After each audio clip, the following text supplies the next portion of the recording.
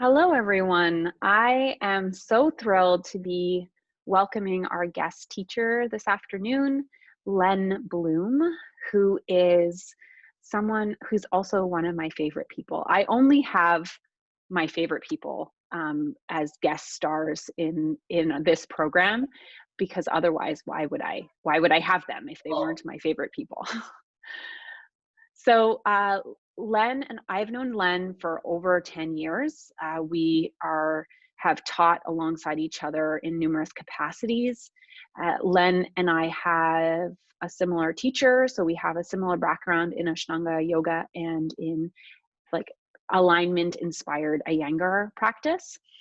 Len is formerly one of the owners of United Yoga in Montreal.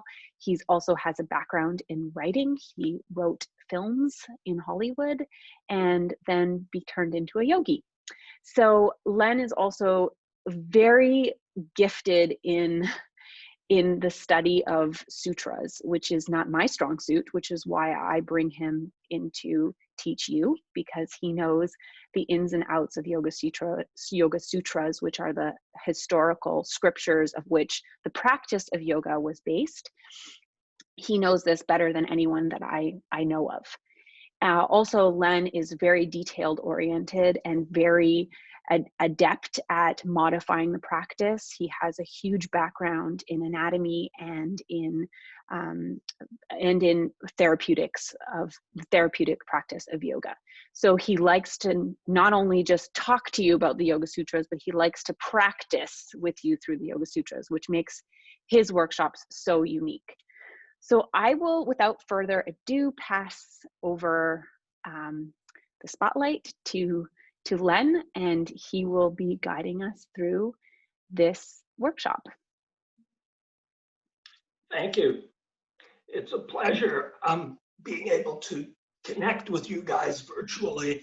I think, Vanessa, you've been in my classes. I know you've had a baby. It's a pleasure to be practicing with you again, Vanessa. And Monsi, I think we had a wonderful time practicing, maybe even a couple of times, so thank you. And Yasmin says Nadine did some of my classes at United Yoga, so hi Nadine. We're going to practice, so have props around you, have whatever you need.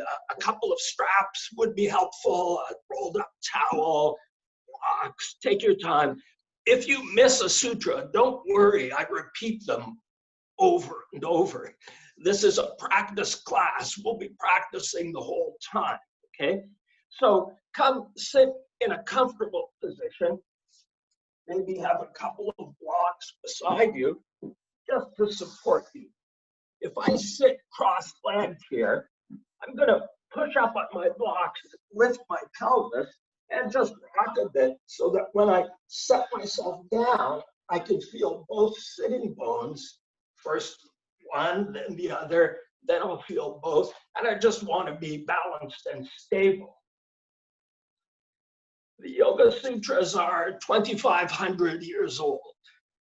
Now, if you imagine the time of Jesus, that's about 2,000 years old. And at that time, people had communities, they had dwellings, they had writing, they had all kinds of relatively sophisticated cities, armies, that sort of thing. Now, the sutras were written about 500 years before that, when language was just being kind of organized. So imagine the difference between today and 500 years ago. 1520 would seem insanely primitive to us. Now imagine when Jesus was born, and imagine 500 years before that. So we're talking about a very, very basic society. People lived tribally, cities were very, very small, community-oriented, families, tribes were incredibly important. Patanjali is named as the author of the Yoga Sutras. Nobody knows anything about Patanjali, nothing. Whether it was a man or a woman, nobody knows. So if I refer to Patanjali as he, that's just habit. So please excuse me for that. We don't know if he was a man or a woman. Patanjali in Sanskrit means patam, fallen, Anjali, angel, fallen angel, angelic mudra. The hand position we use here, angelic mudra, is prayer position. I want to correct myself. It's not fallen angel, it's fallen prayer. Patanjali is a fallen prayer from above. Patanjali's teachings fell down to us, a fallen prayer. The first sutra is a very happy sutra, Hatha Yoga Nishasanam. You don't have to take notes. You don't have to even remember this. I'll be repeating a lot of it. And hopefully, as with most teachers, some part of what I say is embodied, enters into your body, into your practice. And when you come back to your practice tomorrow, some part of it has been absorbed, or very little of it. But don't stress, don't take notes, just practice with me. The first sutra is very happy. Hatha Yoga Nishasanam. Hatha. Hatha in Sanskrit means now. There's also a sense of you. So it's not just now, it's you now. It's your now. So let's close our eyes and just hear inside our head, you now, you now. Identify yourself in this moment and take a few breaths here. Hatha, you now.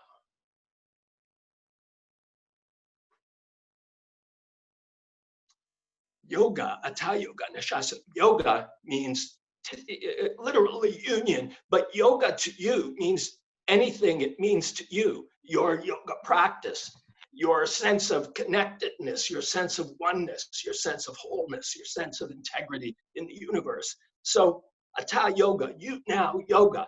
Nishasanam, the final word, means this is a good time to turn to yoga. Now, let's think about a good time. Let's lie back, let knees bend, rest your head, take it easy. You might want to put a towel or a block under your head. What is a good time? For me, the first good times I remember was when I was a child playing, just playing. And it was especially good if I had somebody to play with who was fun to play with. So think back into your own life. What was your earliest good time? Were you playing? Who were you playing with? Take a few breaths here just to remember what it was like to play before you had school, before you had responsibilities. Vanessa, you have a baby. You'll be seeing that baby playing, and that baby won't be thinking about the future, just playing in the moment. My earliest memories of playing, at least one of them, was playing with my neighbor, Leslie Zahorsky. There was my house in Montreal in the North End, and then an empty lot, and then Leslie's house. And I had a couple of little dinky toy cars, very small metal cars. And I had a yellow Chevrolet convertible and a few others. Leslie had a few, but he also had a gas station and he had a Coke truck. And Leslie was great to play with because as I drove my little car, I could say, can I get some gas at your gas station? And he'd say, sure. And I'd fill up my car at his little gas station. And if I got thirsty, I'd say, Leslie, can I have a Coke from your Coke truck? And he'd say, sure. And that was play. There was no clock. There was no responsibility. It was just play. So Hatha Yoga Nishasanam, you now, this is a good time to play with yoga. Patanjali is very light and sweet quite often, even though some serious yogis take this stuff as if it's etched in stone. The sutras are very beautiful and very poetic too. And you'll see Patanjali's character is quite lovely. Hatha Yoga Nishasanam, now is a good time to play with yoga. So as we lie here on our back with a block or a towel under our head, as you inhale, feel your chest rising. And as you exhale, let the chest fall. Inhale, feel the chest rising. Exhale, smile. This is play. Inhale, chest rises. Exhale, smile. We have tons of time, by the way, and I'll be giving you breaks. Don't worry, there'll be breaks. Atayoganyashasana, now is a good time to play with yoga. Let's take a strap and let's take our right leg up and put it in the strap.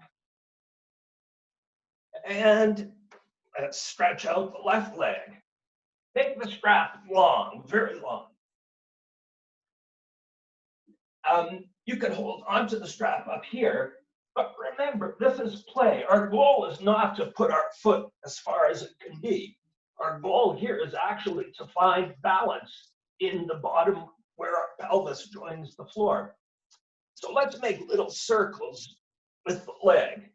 The hand holding on the strap creates the circle. The leg isn't really working. The leg is trying to be heavy.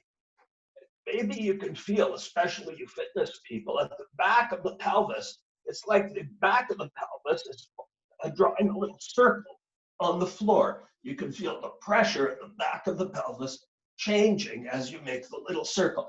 Just a tiny circle. This is not exercise. This is play.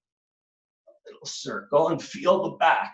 Okay, bring the leg to stillness and just let it be heavy and feel the back, the underside of the pelvis resting on the floor and getting heavy. And breathe here. Atayoganyashasana. Now is a good time to play with yoga. Yoga chitta vritti narodha. This is next sutra. Yoga chitta, yoga consciousness, vritti, the distractions of the mind, narodha, are suppressed. Well, if I give you pleasant stories or pleasant instructions, chances are you'll listen to what I'm teaching and you won't be too distracted. Let's again take the leg in a little circle. The hands are moving the leg. The leg is pretty relaxed. And if you can't keep a straight leg, bend the knee. It's fine. Bend the knee.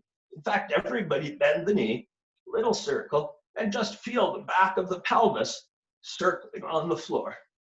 And then slowly, if you can, straighten the leg. You can take it forward too, and little circles just to feel the back of the pelvis.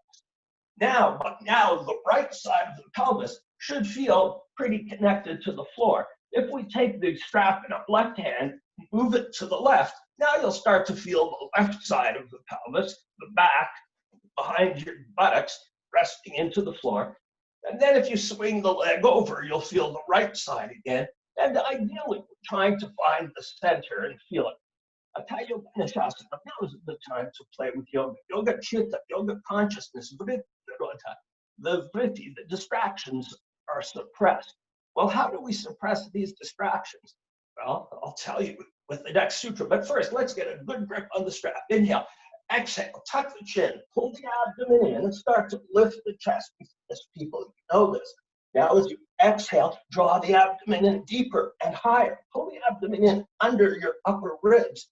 And if you can, at the next exhale, try to expand the upper part of the abdomen. This is intense, I know. And on next exhale, draw the ribs inward toward each other. You come up, okay, rest down, make little circles with the leg. Atayoganyashasana. Now is a good time to play with yoga. Yoga chitta, vritti, narodha, yoga consciousness. The distractions are suppressed. Abhyasa vyagrabhayam tanarodha. How do we get the suppression of distractions? How do we get narodha? Abhyasa vyagrabhayam. Abhyasa is practice. We love practice, don't we? Change the direction of the circle. Abhyasa vyagrabhayam is practice freedom from desire. Abhyasa vyagrabhayam, practice freedom of desire, from desire. So for purposes of practice, even your desire to take that leg and move it as long as you can or do something extreme, that's a desire. Let's let go of that desire. Let's just play. Let's bend the knee. Let's once again take hold of the strap up high. Inhale, exhale, tuck your chin. Inhale, exhale, pull the abdomen in and start lifting the abdomen up under the ribs. Then on your next exhale, try to expand the upper part of the abdomen, widen it like a crown. Inhale. Next exhale, draw the ribs inward. As people know this, and exhale, release, relax. Let's slowly take the leg down and let it rest on the floor. Let the feet roll outward. TYAPP. Now is a good time to play with yoga.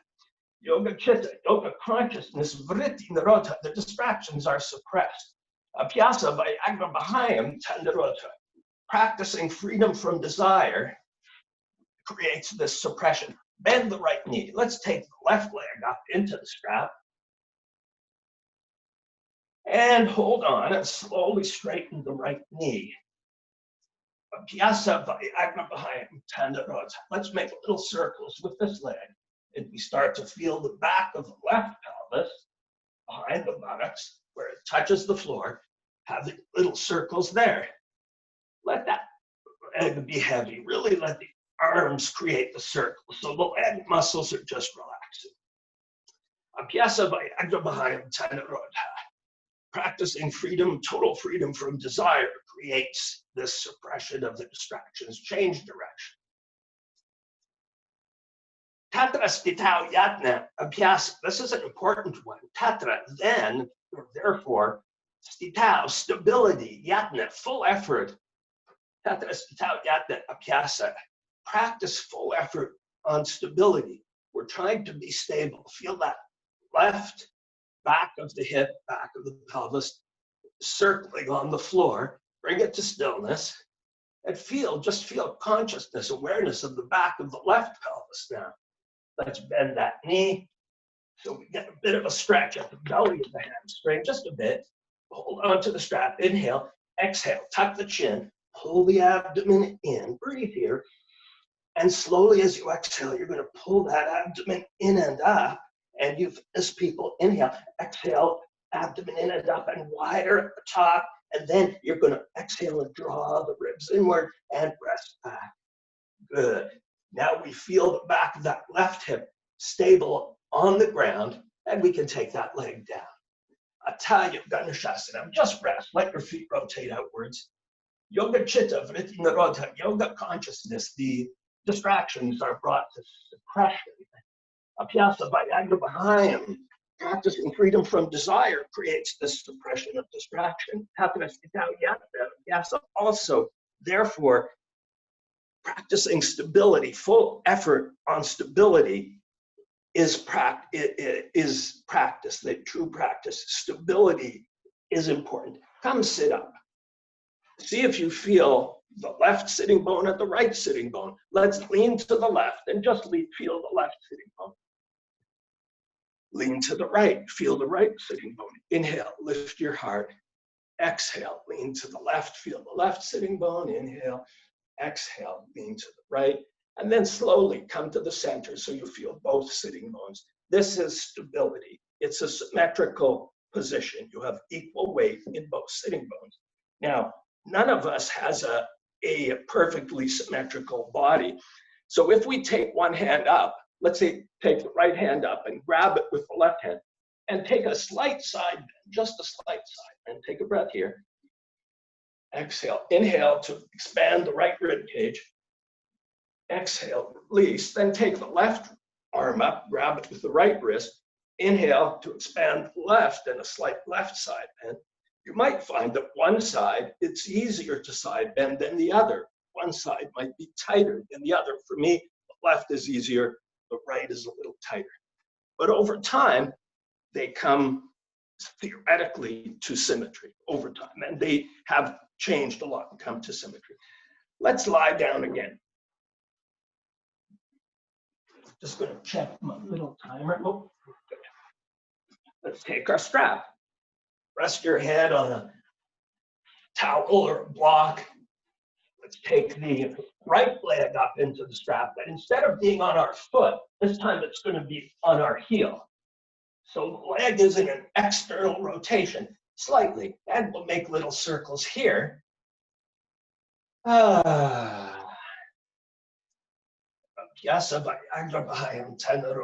Practice freedom from desire. That brings about suppression of distraction. Let's change direction. Just gentle. This is play.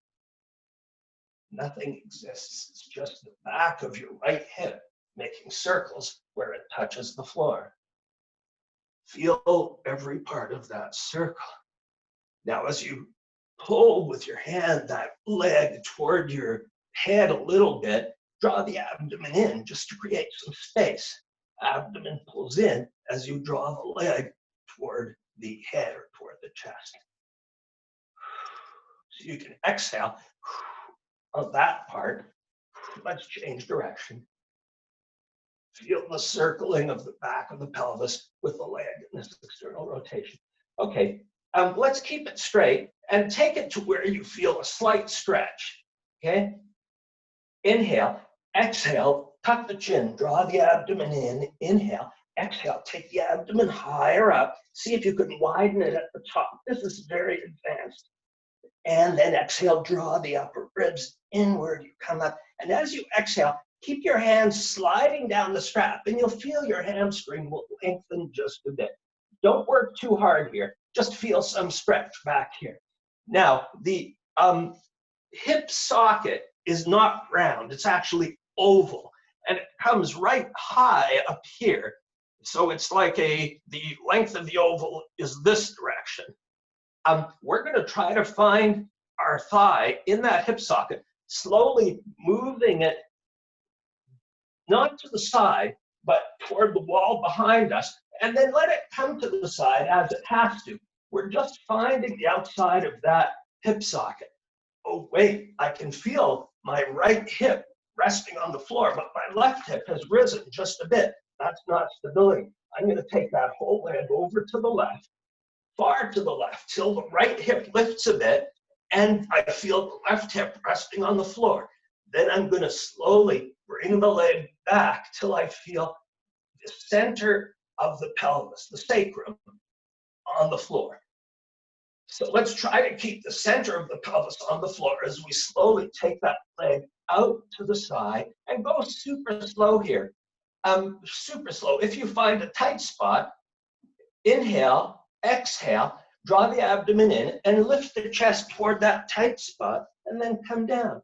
Inhale, exhale, lift the chest toward the tight spot. We're spending a bit of time on the tight spots, just giving them a chance to relax. That's how you finish asana. This is a good time to play with yoga. Then we can take it a little further out.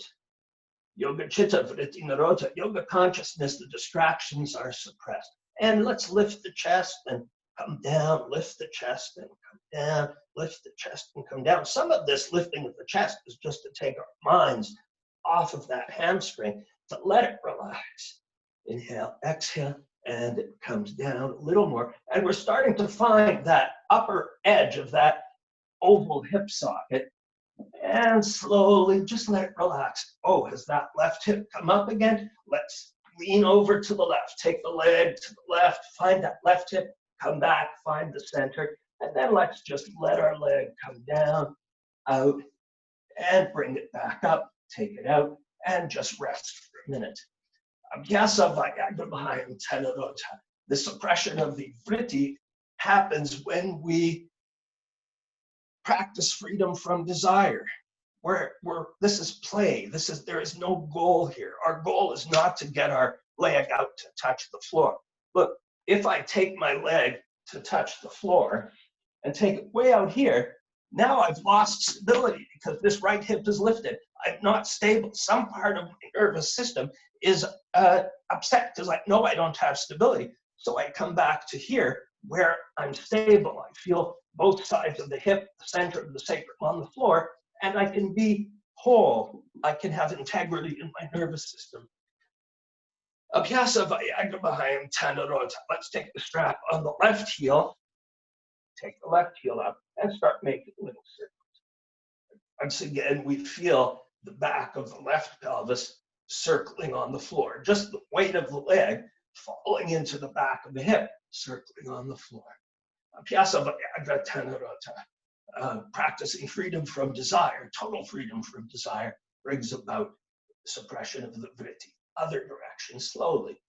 The second direction, the reverse, might not be as smooth as the first. It doesn't matter. We're just playing.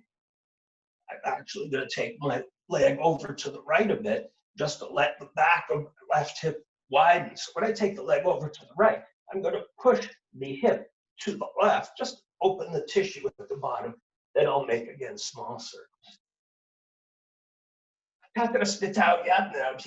For this purpose, practice stability, full effort on stability. Prayatna, pra means full, yatna means effort, stitao, stability, full effort on stability. So even here, I can feel the center of my pelvis, the sacrum resting on the floor, even as I make circles.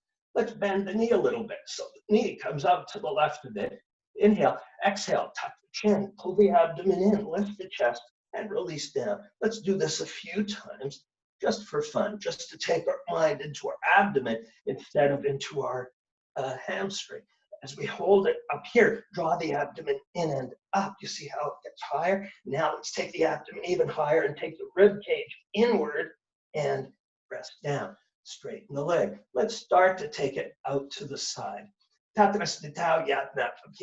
we want to maintain stability. So to do this, that right hip has to stay somewhat heavy. Let that right leg be long. You can even take that right hip and try to move it toward the foot. That'll keep some connection there. As we take the left leg, it's outwardly rotated because of the heel, and we just pull it a bit till we find some stretch in that hamstring. I know, Michael, you're feeling that stretch pretty soon. So find an early stretch and just take the chest up, down, up, down, up, down. Practicing freedom from desire. Let's take it a little more toward the back wall because we want to get that thigh into that oval hip socket. Make sure you keep that right hip heavy. And up and down, chest a little bit. Good. Practicing freedom from desire brings about suppression of the vit. You can go a bit further with the leg, but when you feel that stretch, lift the chest, work the abdomen a little bit. Good. And then you can take it a bit further out. For you fitness people, you can take the left hand up high, and the right hand can go in the strap and start wrapping just a little bit. So you can get that arm behind your head, and then you can rest your head here, and that just provides a bit more stretch. But again, the goal is just to have fun. If this isn't fun, don't do it. But if it's easy and fun, you can do it. And you feel that thigh moving higher in the hip socket toward the armpit. Stability, full effort on stability is practice. Satu dirghakala narantarya satkara asavita dirghabhumi. Well, this is a bunch of things. So in addition to freedom from desire and stability, there's a few other things operating here. Satu, this, and also dirghakala, long time. This is why we're holding these hamstring stretches for such a long time. If there's any pain in the knee, bend the knee. It's perfectly fine. You still get a good hamstring stretch with the bent knee. And you can take it a bit further if you're happy. Dirghakala, long time. Okay, bring it up, release it, take it down. Dirghakala, long time. Not irintarya, without interruption. So we've been practicing these hamstring stretches for, I don't know, about half an hour without interruption. Our hamstrings are going to start getting kind of pretty long. Let's take the knee bent, take the heel, and we're going to keep the knee bent, and we're going to center the right heel kind of over the pelvis. It's centered. It's not out to the side, just centered. All we're doing now is we're rotating the right thigh outward, and we're taking the right thigh toward the chest a little bit, and you can lift the chest. Satu dirghakala. This is also a long time, narantari, without interruption. Satkara. Satkara means pure attachment. Wait a minute, I thought we were supposed to be letting go of attachments, letting go of desire. But this is okay because it's pure attachment. What is pure attachment? In English, the word would be dedication. It's a pure attachment. You can take the chest up and down. If you're interested in working your abdomen, tuck the chin, draw the abdomen in and up higher, and rest it down. As you rest down, you can pull a bit on that heel, just a little bit, just for fun, just to see what's happening. Good, let's take that out and change legs. Yeah, you can feel that right groin has been it has been compressed a little bit. So don't work too hard here. Satu Dirghakala, long time, Yarintarya, without interruption. Satkara, with dedication. Asavita, with enthusiasm. You enthusiastic people, enthusiasm is a good thing. I'm just taking the abdomen in and up, just letting my heel rest above my pelvis. On my left side, I have more openness in the hips, so it comes closer. But remember, we also want to be resting on the back of the sacrum here. We don't want to be tilted to one side. Satu, this and also Dirghakala, long time, Narantarya, without interruption. Satkara, dedication, Asavita, enthusiasm. And what's the final one? If you're having fun here, you can take your elbow here, wrap your hand here. But if it's not fun, just rest your head. If it's fun, just hang in here. You can lengthen the knee a bit, lengthen the leg a bit. We're just playing with the hamstring and release that. Let's go back to the other one. Dirgha Kala, long time, Narantarya, without interruption. Satkara, with dedication. Asavita, with enthusiasm. We're just lengthening and shortening it just a little bit. Not huge motions, just small ones. We're trying to find new places to stretch. For me, this is the outside of this hip that's really feeling the stretch. Dirta Bahumi, the final thing is Dirta Bahumi, solid ground, solid ground. Okay, please rest, let your feet rotate outwards, and relax. Solid ground, Dirta Bahumi, the ground you're lying on right now.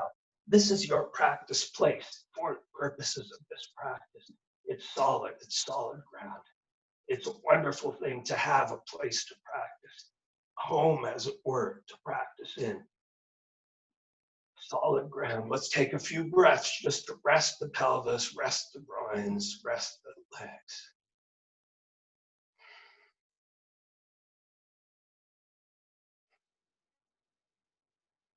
The next sutra is Drishta Agyashuravika Vishaya Vitrishnasya Vashikara Samjana. You can just rest here, I'll talk a bit.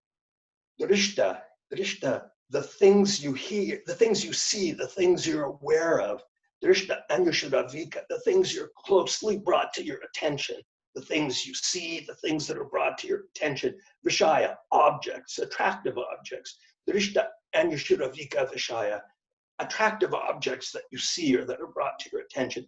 Vitrishnasya, to be free of attachment to them. Vashikara Samjana. How do we do this? Vashikara Samjana. Va is an option. Shikara is to attach. Samjana is your thinking. Sam means absorbed. Jana means thought. Attach an option to your thought. Come sit up for a moment. Let's widen the flesh under the sitting bones. Was that intense for the hamstrings? Let's just lean forward. Let's take the flesh under the sitting bone and stretch it backward. Grab the sitting bone, stretch the flesh backward. Take the other one, stretch the flesh backward. Then we're going to lean forward a tiny bit. Take the fingers to the sitting bone, stretch the flesh diagonally, backward and sideways at about a 45-degree angle. Rest on that sitting bone. Lean a bit, diagonally the other side. Good. Now we're balanced. I hope you feel equal weight in both sitting bones, sitting in Dandasana. If Dandasana, sitting with a straight back, is hard, you can always take a strap here. We're not going to be in Dandasana long, and you can just support yourself like this with the strap. Or you can take your hands behind you and just rest here long. Attach an option to your thinking. Vashikara Samjana, attach an option. What are these options to your thinking? Well, let's go back and stretch the hamstring while I talk about the options to the thinking. We'll come back into our first position with the strap just on our foot. Don't work too hard here. Remember, we've been doing this a long time, but it should be reasonably comfortable here. You should feel an attachment, a weight of the pelvis resting on the floor with your leg up wherever it is, and the other leg is straight. You also feel the back of the other pelvis resting on the floor. Let's take the leg over to the left and push this right hip to the right. And we'll just get a bit of space there. Take a breath, inhale, exhale, rest the pelvis down. And let's just let it come out. Just let it fall out wherever it will go, wherever it will go. Don't worry about it, but don't go so far that the left hip comes up.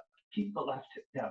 How do we attach a option to our thinking? Let's pull the leg a bit toward, just play with it. You don't need my instruction here. Just play with your hamstring. Wherever you feel it stretching, back it off a little bit. Breathe here. Back it off and take the thigh and push it away from you a little bit just to identify that stretch. Then you can point the toe a little bit and you can just lengthen the arms behind you, keeping that leg as long as you can. It doesn't matter how far it goes. You can take it to the other side. We're just stretching. You'll find your own stretches.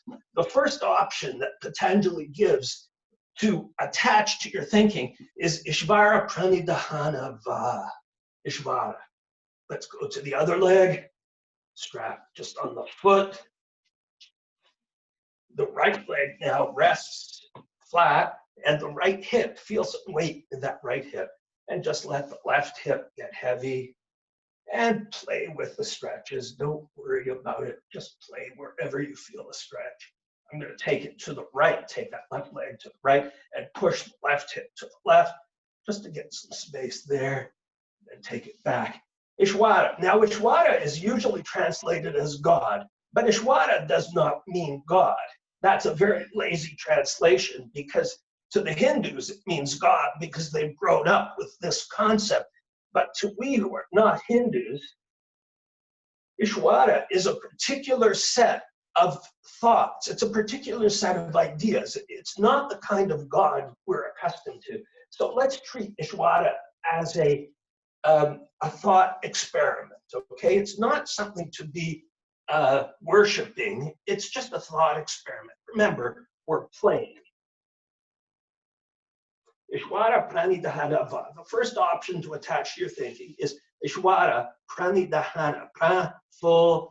Dahana is kind of halfway between concentration and meditation. Concentration is the dharana, meditation is the dhyana. This is Pranidhana. It's a focus, mental focus on Ishvara, lifting our mind to Ishvara. I'm just going to take this leg and point the toe a bit and stretch the strap back, and you can feel a bit of a stretch and release.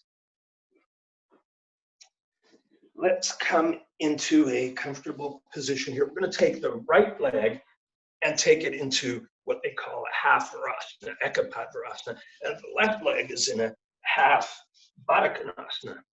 Okay, does that make sense?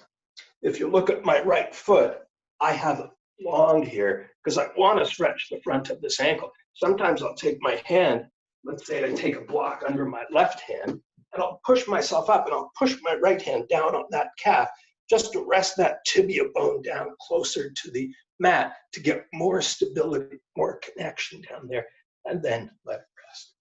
I'll take my hand to the front of this knee and stretch the tissue forward. Again, it's just to let it rest. And look, you can rest on a block here. You don't have to be in these positions. You can rest. I'm going to talk a bit about Ishvara. The sutras about Ishvara, the first sutra is Klesha Karma Vipaka Oshayahi Parapurushna Ishvara. Now, the first bunch of things are things that Ishvara is not. The middle word in the sentence is Klesha Karma Vipaka Oshayahi Paramrushta. In Sanskrit, when you put a before a word, it negates the word. Param is supreme. Rushta is attachment. A paramrushta means supremely unattached to. So the first bunch of things are things that Ishvara is supremely unattached to. Klesha, suffering. Ishvara, it has no relation to your suffering. If you're suffering, don't pray to Ishvara to relieve your suffering. Ishvara is supremely detached, disconnected from suffering. Karma, the connection between action and their consequences. Ishvara is supremely disconnected from karma. We think in our Western mind that if we want something to happen, we pray to our deity, and our deity is connected to the outcome. Ishvara has no connection to your outcomes. So no connection to karma, no connection to suffering, no connection to karma. Klesha, karma, vipaka, aging. Ishvara has no connection to aging. If you want to be younger, healthier, Ishvara has nothing to do with that. That's up to you. Ishvara is supremely disconnected, not just disconnected, supremely disconnected. Klesha, karma, vipaka, oshayahi, a special place. Ishvara is disconnected from a special place. There's no special place for Ishvara. There's no special temple, no special corner. I mean, if it gives you comfort, and sometimes it gives me comfort to set up a little special spiritual space in my apartment, then I do that because it gives me comfort. I can sit and connect my spirit to something, but I'm doing it. It's not that Ishvara is there. I'm there. I'm present there. I'm going to lean to the right, take my left buttock and roll it out just to get better connection with that left sitting bone. Let's take a little twist. I have 2 blocks here. You don't need the blocks perhaps, but I'm going to turn to the right. I'm going to lift my spine high. I'm going to take my left arm and put it to the outside. Don't force this here, but look at the right hand. I'm going to rotate it outward to get an opening in this shoulder here, but don't work too hard. Inhale. Exhale. Just breathe here. It's not a deep twist. You fitness people, on your exhale, you might want to pull your right abdomen in. And on your exhale, you can twist a little further and release. Let's go to the other side. So Ishvara has no connection. Take a gentle twist here. It's going to be less of a twist on the other side. Just try to stay tall. Don't force it. Try not to let your ribs poke out. Try to use your abdomen to pull the ribs in.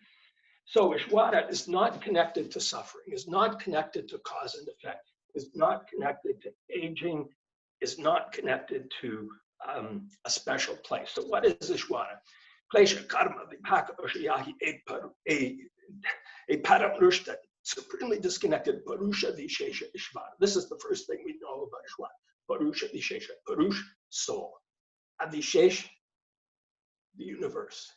Ishvara, the soul of the universe. I love this idea. Sometimes you see it written in translations as the universal soul. That doesn't have as much meaning to me as the soul of the universe. Let's unblock, rotate. Let's take the left leg, lengthen the foot, place it down. And look, if this is hard, sit on a block. Again, this is play. If it's comfortable, sit on a block. I'll sit on a block this time so you don't feel stigmatized. Okay. And once again, I'm going to put a block under my right hand. I'm going to take my left hand on the back of that tibia, and I'm going to lift and push down here just to get some more connection of this bone to the foot. You might have a big space where you can put your finger under there. You see, I do. But if I rest and push there, that bone lowers a bit toward the floor. The tissue stretches. The ankle is a very changeable joint. And rest here. The soul of the universe. This is the first thing we know about Ishvara. The soul of the universe. The second thing the sutra tells us, the next sutra, Tatra Naratashayam Sarva Janabhijam. Let's make sure we sit tall. And again, here, we'll take a little twist. So we'll twist to the left, and we have a bit more space to twist to the left. You might want to take your hand to your left knee, or you can keep it on the block. But look at this. The left shoulder is going to rotate outward here, so I have an opening in the upper chest there. Stay tall. You don't have to force it. The spine, if you just stay in this position, the spine will just loosen and kind of twist by itself. But for you fitness people who like to add a bit of effort, TYAPP, full effort, you're going to take that left abdomen on exhale, pull it inward, and you'll find you can twist a little further, but don't force it. The soul of the universe. Tatra Naratashayam Sarva Janabhijam. The next thing we learn is Tatra Naratashayam. Again, it's a negative thing. Niratashayam, not to be compared. Not to be compared. You have your belief system that you learned as a child, or that you rejected your parents' belief system and came upon a new belief system as a young person. You have your belief system, or you don't have a belief system. It doesn't matter. Ishvara is a thought experiment. It's an option to attach to our thinking. not to be compared. It doesn't replace your existing belief system. It doesn't conflict with your existing belief system. It's like a plaything. It's a thing we can think about. This is the second thing we learn about the soul of the universe.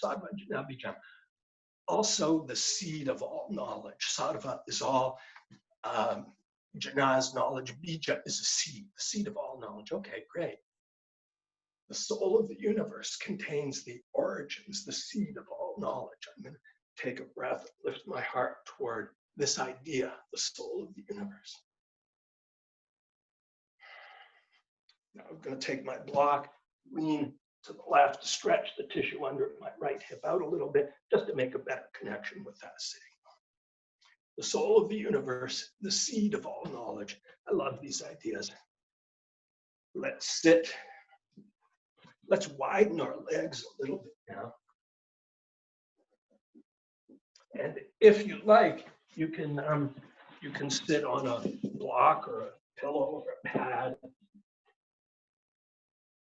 Get the pad just behind the sitting bones so you feel a stretch in that upper hamstring. But again, it should be comfortable. Don't hurt yourself. The soul of the universe, the seed of all knowledge, the seed of all knowledge. Sa Esha, the next sutra, Sa Esha. Esha is like a nickname for Ishwara. Esha. Now that we've been thinking about the soul of the universe, the seed of all knowledge, and we've even taken a breath to lift our heart toward the soul of the universe. These are just thoughts. These are just thought experiments. I'm not saying anything exists up there. This has nothing, it doesn't conflict with your existing belief system. It's a game. The soul of the universe, the seed of all knowledge, take a breath to lift our heart toward the soul of the universe, the seed of all knowledge. Sa Esha, this friendly nickname that we have for Ishwara, Esha. We have it nicknamed because we have some familiarity with the idea now. Sa Esha, Purvesha Mapi Guru is also the first teacher. Wow, that's great. The soul of the universe, the seed of all knowledge, also desires to teach, to share that knowledge. That knowledge comes falling down like petals from a flower or like rain from the sky. Ishwara, the soul of the universe, the seed of all knowledge, the first teacher. Let's take a breath to lift our hearts toward the soul of the universe. Let's take a breath to lift our mind toward the source of all knowledge.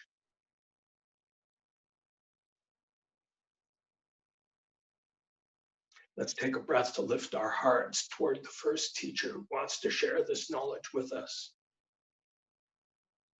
Sa Esha, this first teacher.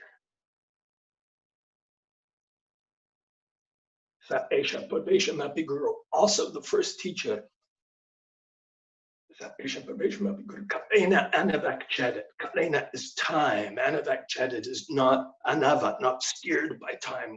The Chedit, not interrupted by time.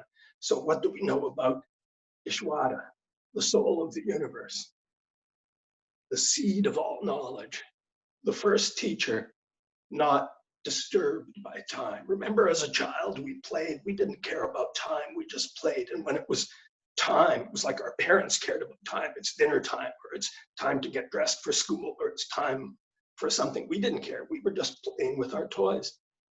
Ishwara doesn't care about time. Not steered, not interfered with, not interrupted by time. So let's take a breath to lift our heart toward the soul. Let's lift our soul toward the soul of the universe.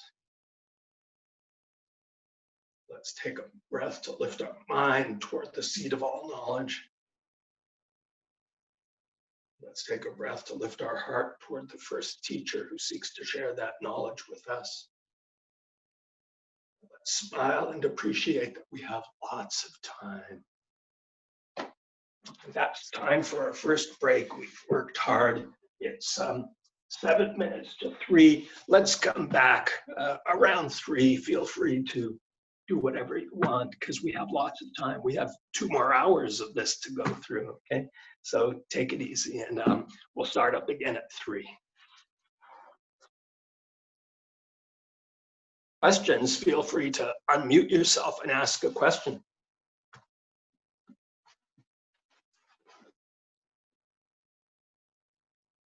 Good. Take a break. Enjoy yourself.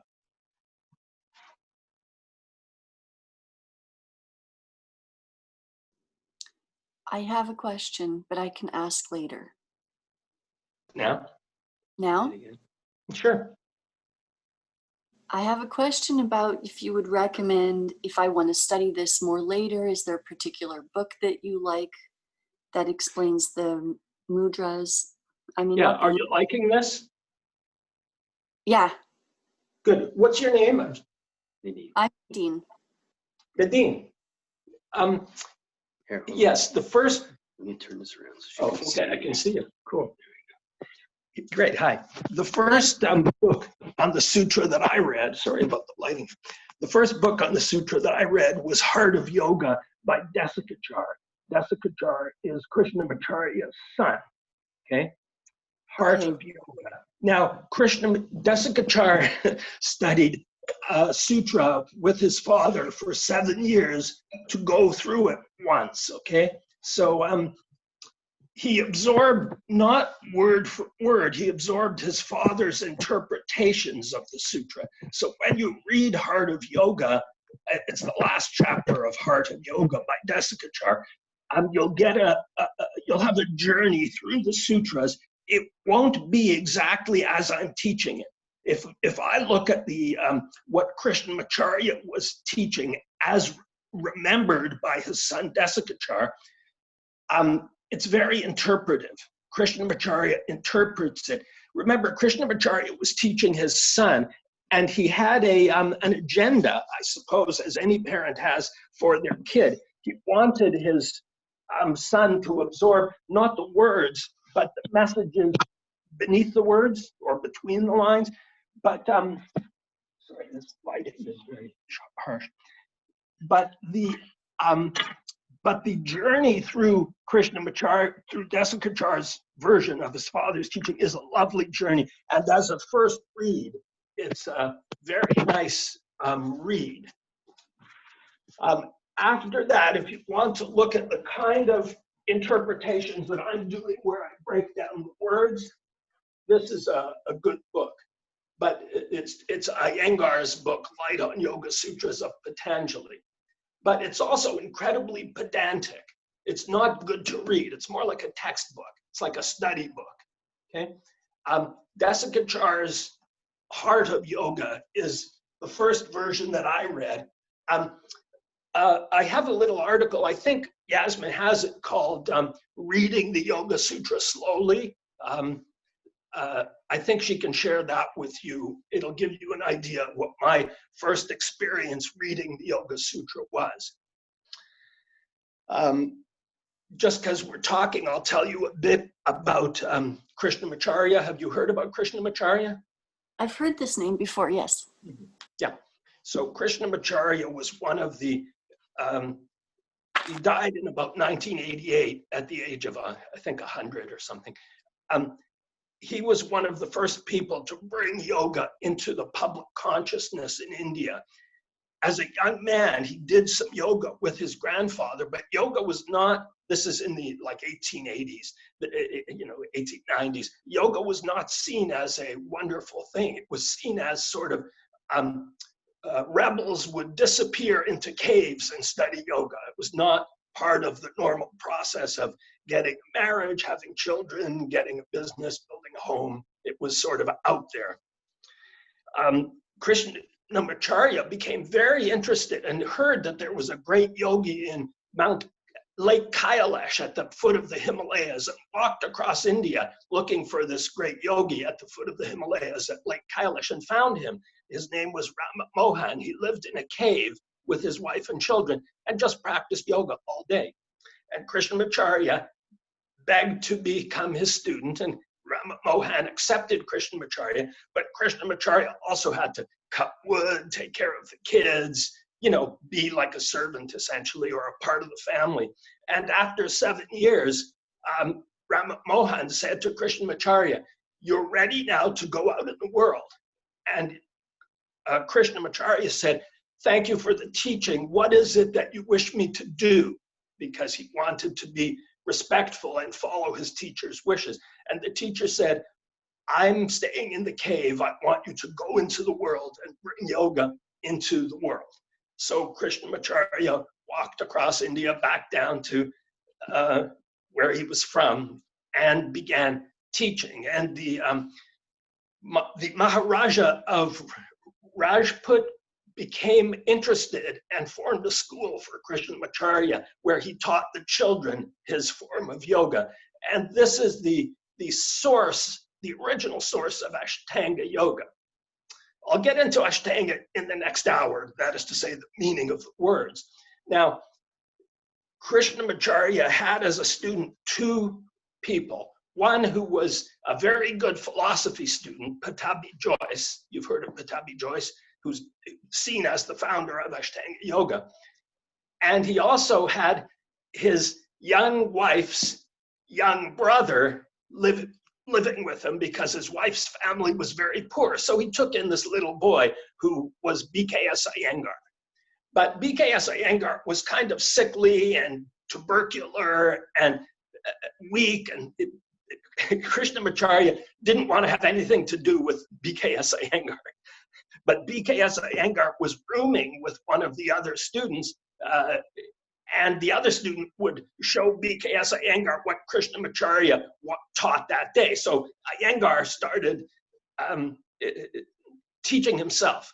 Now, Iyengar, being weak, couldn't do the things he was being shown. If it was, let's say it was a Trikonasana, he would have to hold on to a tree branch or something to support his body while he did the Trikonasana. Or, you know, if it was something, he'd put his head on a rock.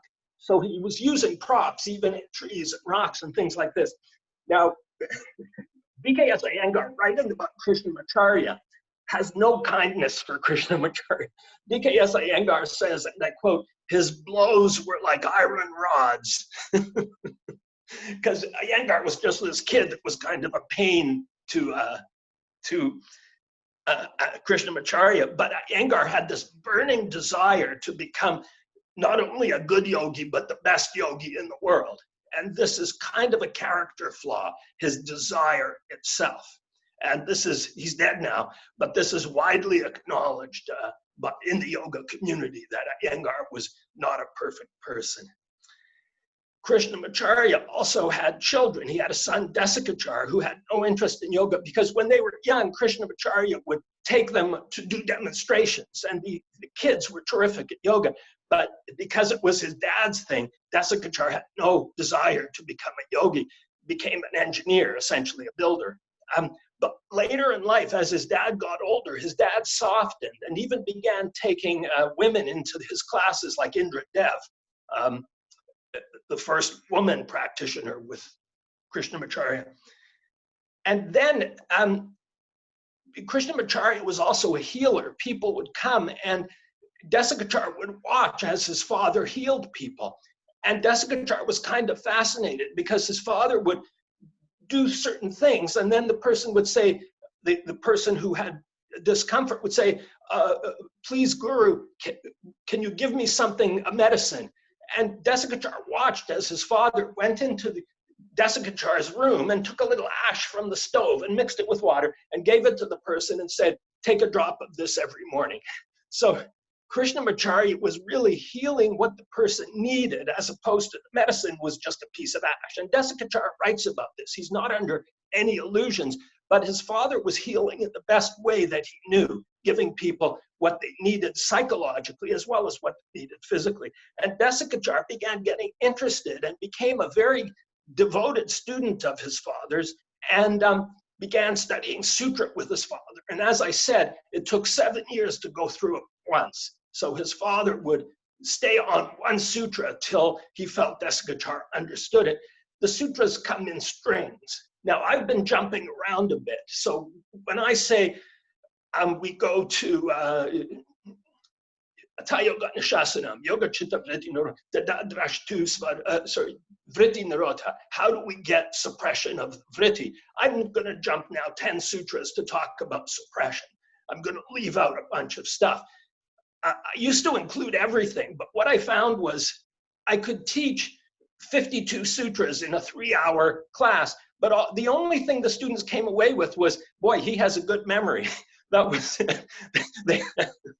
nothing else was learned. So now I try to organize it a bit more.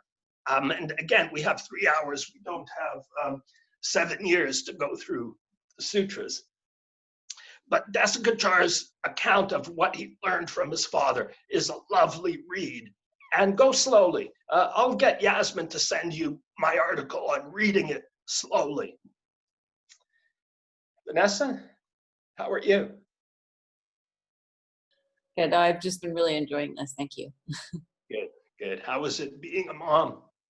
It's amazing. I mean, it's, you know, full of all kinds of new things all the time. But it's the best thing that I could have ever hoped for. So, yeah. How old is your child?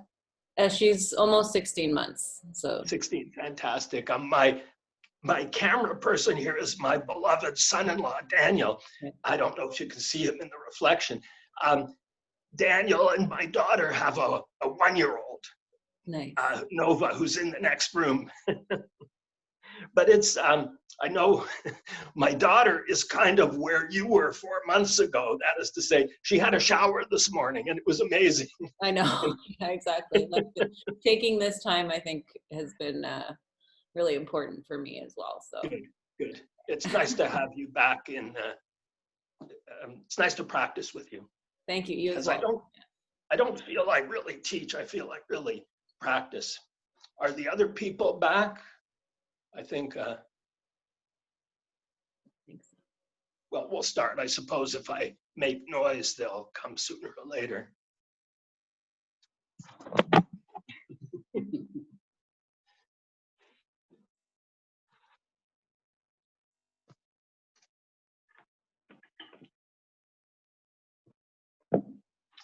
Nadine, I just want to tell Nadine about Sutra. Patanjali wrote the Yoga Sutras 2,500 years ago. At least the first 3 chapters were written 2,500 years ago. There are 4 chapters. The first chapter is called Samadhipada. Most of what we've done this morning was from Samadhipada. It's about samadhi, deep absorption, and it's really about mental stability. So when we lift our minds to the soul of the universe, it's a way of stabilizing our mind in a certain meditative or concentrated, focused way. The second chapter is Sadhanapada, practice chapter. And most of what we do in the second hour will be from the practice chapter. The third chapter is called Siddhipada, powers chapter, and it's kind of more magical.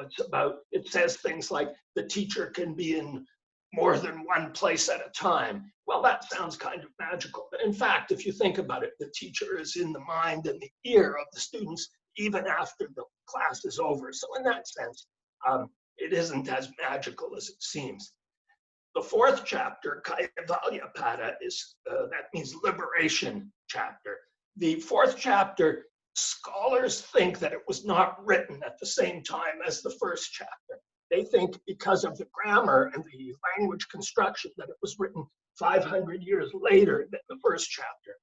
But I would have no doubt that the person who wrote that fourth chapter felt that they were sincerely a reincarnation of Patanjali, that they felt they understood exactly what to add to it.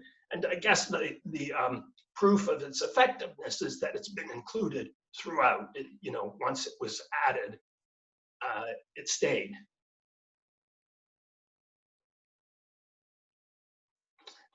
Thank you. You're welcome. After Patanjali, every 500 years or so, someone came along to interpret the sutras and write their commentaries on each sutra. The first was a scholar named Vyasa, and Vyasa was incredibly influential. Virtually every serious scholar after Vyasa, that is roughly every 500 years, based their interpretations on Vyasa's interpretations. I have another book that I don't recommend that gives all of the commentary of every one of these scholars. Now, you have to understand that Vyasa lived in a time when tribal life was very important, and having children to grow the tribe was very important. And so things like female chastity was very important, and arranged marriages. So these commentaries tend to be very, very strict, because the teachers every 500 years were trying to continue a rigid ethical code for the people that they were teaching. Today, as I interpret the sutras, I'm looking at the words that Patanjali used, and to my eye and ear, Patanjali is not as harsh as Vyasa and the interpreters that followed. And you'll see this in some of the sutras that we're going to come to. Okay, is everybody back now? Can we see that, Dan? Yeah. I think both some of their cameras off. It's hard to see. Okay. If you're back, turn on your camera. Now, we're going to deal with the knee and with the 8 steps of Ashtanga. I'm going to take my left leg forward, which isn't that hard because the hamstring has been lengthened, and I'm going to bend the right knee in. This is a pose called Janashirsasana. Now, you can see my knee is not touching the ground. So I'm going to take a block and put it under my knee. Now I feel more stable. Here, I don't have stability. All right, I have a bit of instability in my right sitting bone. My left sitting bone is pretty stable. So I'm going to take that block and rest it there. Now I feel stable. Now my nervous system is relaxed, and I can talk about sutra. Now, if you're in this position and you want knee to come to the floor, there's nothing wrong with that. In fact, I'm going to bring my knee to the floor. So I'm going to do it the following way. I'm going to take out the block. I'm going to take 2 blocks here. I'm going to lift my pelvis up, which frees up that right sitting bone and allows that knee to fall to the floor. Then I'm going to lower the sitting bones, but I want to make sure that left one, I know the right one is going to connect. I want to make sure that left one connects too. There, now I have 2 sitting bones on the floor. I have stability, and the right one is there. But you don't have to do that. You can pop a block under or a towel under if the block is too high. It's all perfectly good. Now in Janashirsasana, the end goal, or not the end goal, but the deepest position of the pose, the head is on the leg. And if you look at me right now, it seems impossible. But it's not impossible. In fact, we're going to do it. But it's play. You have to remember it's play. Forcing yourself there is not going to get there. There are 8, the second chapter of the Yoga Sutra, Sadhanapada, lists 8 limbs of Ashtanga Yoga. Ashtanga means Ashtau, 8, Anga, limbs, yoga. 8-limbed yoga. Every form of yoga respects these 8 limbs, not just Pattabhi Joyce's Ashtanga Yoga, which has a name, Ashtanga Yoga, but the 8 limbs were written by Patanjali, and Patanjali explains each of these 8 limbs. The first of the 8 limbs is yama. Yama are your ethical relationship with the world outside your body, okay? Yama means border, and these yamas are the ethical relationship beyond the border of your body. The second limb of yoga is niyama, which means within the border. It's the ethical relationship of you with yourself, okay? Yama, niyama, asana, what we've been doing in the first hour, asana practice, is the third limb. I'll get to the other limbs later, but the first limb is the first set of items is yama, your ethical relationship with the world outside of you. But because everybody is shut in now and spending much more time alone, I'm going to go straight to niyama, the ethical relationship with the world within your body. And there are 5 of them, and they're very beautiful sutras. There's actually 6, because the first one is broken into 2 parts. Now, let's just, once again, press on 2 blocks, lift your hips, and just rotate your chest to the left a little bit, and rest back down. And again, it's perfectly fine to have a block or a towel under your leg. The first niyama is as follows. Sauchat Svanga Jagupsa Pare. Sauchat is purity. The first niyama is purity, your relationship with yourself inside. I'm going to rest my chest here on this high block, or you can do it with 3 blocks, or however you want. I'm going to use this high block because it's convenient. Sauchat Svanga, purity. Sva is yourself. Anga are your limbs. Sauchat Svanga, purity of your limbs. What does Patanjali say about physical purity? Purity of your limbs. Let's play for a moment. We're going to inhale, be a swan. Exhale, rest your chest on the block. Inhale, be a swan. Exhale, rest your chest on the block. Make sure the block is nice and high. Inhale, be a swan. Exhale. See if you can, I don't know, I have all kinds of blocks, so I can rest my head too, but I won't because I'm going to talk. Sauchat Svanga, Jagupsa Pare. We're resting on the block. Sauchat Svanga, purity of your limbs. Jagupsa Pare. Jagupsa, separated, Pare, from others. To have purity of limbs, you have to separate yourself from others, asamsarga. Sauchat Svanga Jagupsa Pare, asamsarga. Asamsarga means so you won't absorb their ways. Now, we've all had friends who have all kinds of behaviors that do not help yoga. When I started getting interested in yoga, my old friends were very disappointed in me because I didn't want to play poker anymore. I didn't want to do the things I've been doing. My friends thought I was crazy, and I had to find friends who did yoga because they understood what I was going through. Let's inhale, lift the heart. Exhale, rest on that block. Inhale, lift, exhale. Now, as you rest, I'm going to stay there, but I'm going to show you something that I think is very important. Chuck Miller taught this, terrific Ashtanga teacher. These are the lower ribs. Your abdomen can pull the lower ribs down. And as you rest on the block, on inhale, if you pull your lower ribs down on inhale, you'll feel lengthening in the lower back, the tissue of the lower back. So exhale, the abdomen engages the lower ribs and holds the lower ribs down. Inhale, and you feel lengthening at the back. I hope you feel that. It's very helpful. So as you rest on the chest on the block, draw the lower ribs in and inhale to lengthen the back, and continue doing this for another 4 breaths. And as you exhale, rest the chest heavily.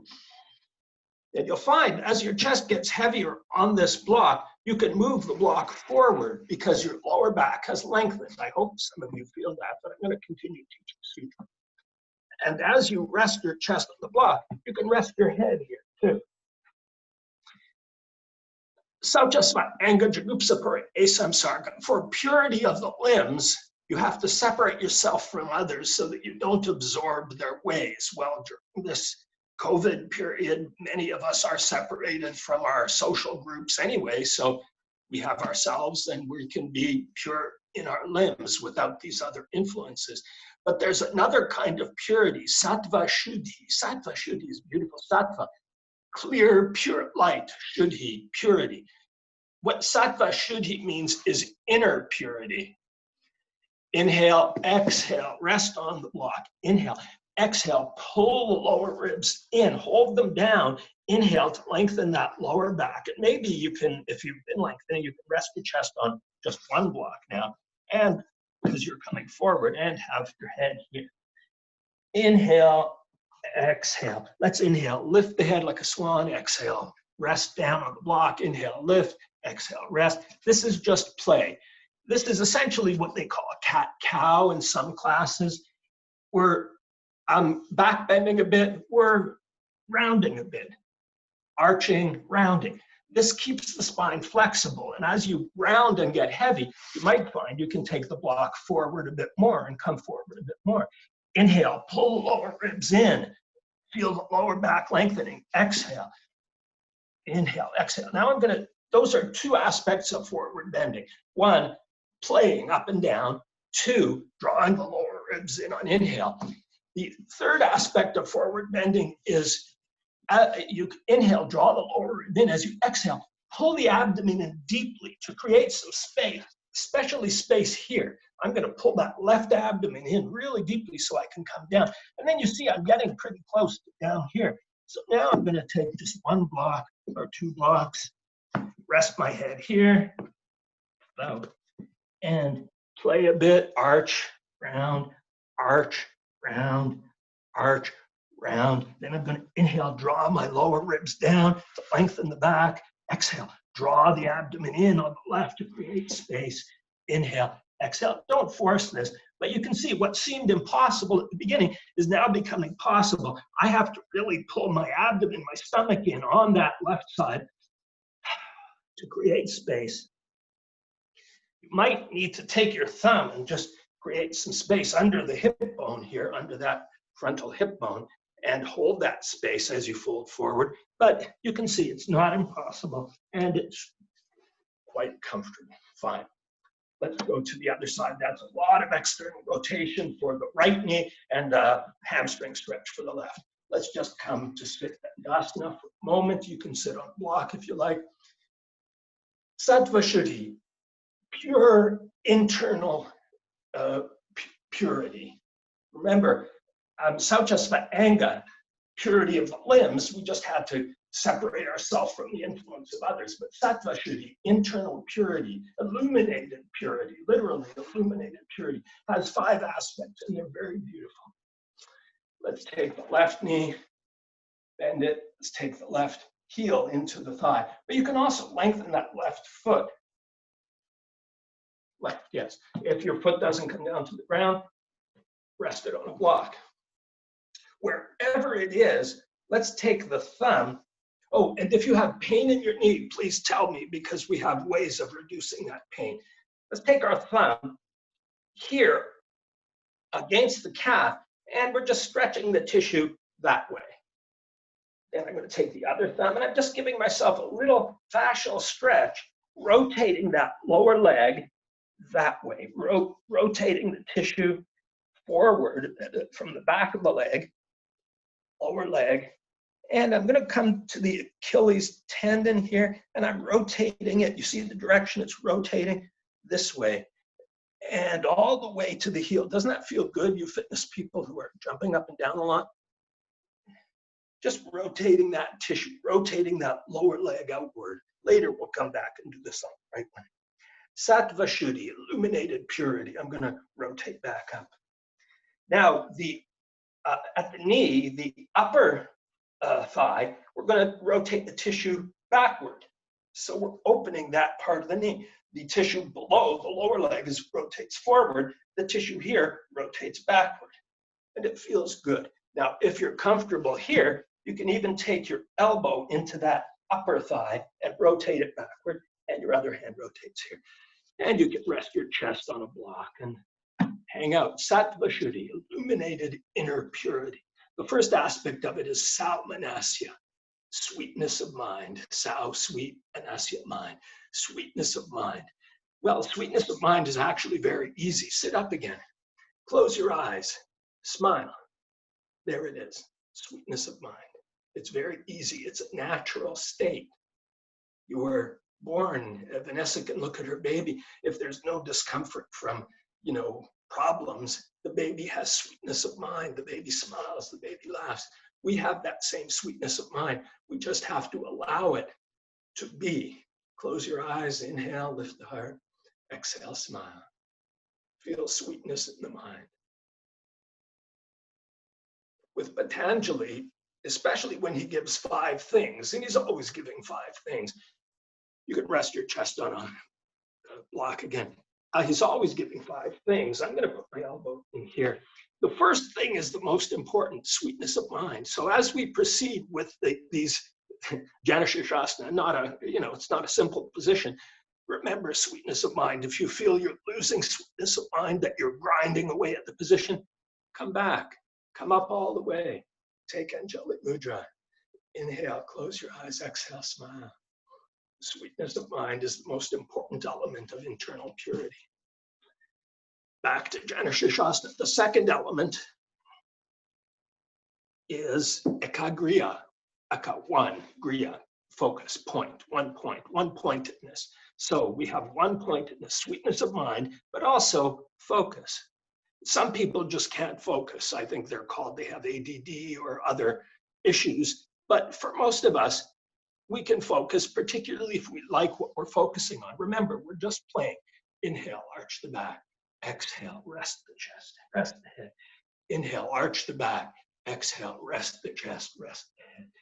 Inhale, arch the back, exhale, rest the chest. You might find if the chest is heavy, you can move your block forward a little bit, but don't force it. Sweetness of mind, focus. Samanasya, sweetness of mind. Ekagriya, focus. Jaya Indriya, control of the senses. Now, control of the senses is really not letting the senses control you, not letting your sudden impulses of, oh, I want to go out and get ice cream, control you. Have some ability to stay with what you're doing, play with it, and not let your senses throw you about in chaos. Inner illuminated purity, samanasya, sweetness of mind. Ekagriya, single focus. Jaya Indriya, control of the senses. The fourth one is beautiful, Atma Darshana, sight of the soul. But darshana can also mean awareness of the soul. Now, let's pull the lower ribs in. Inhale to feel the lower back lengthening. Keep the lower ribs pulled in. Exhale, rest the head, block. Inhale, pull the lower ribs in. Feel the lower back lengthening. Exhale, rest your head. You can move your blocks if you feel you're lengthening up. Lower ribs pulling in as you inhale. Lower back lengthens. Now on your exhale, pull the abdomen in, especially that right abdomen, because I have to create space here to get my chest over that right thigh. I might take my thumb and just create a bit of space under that hip bone there.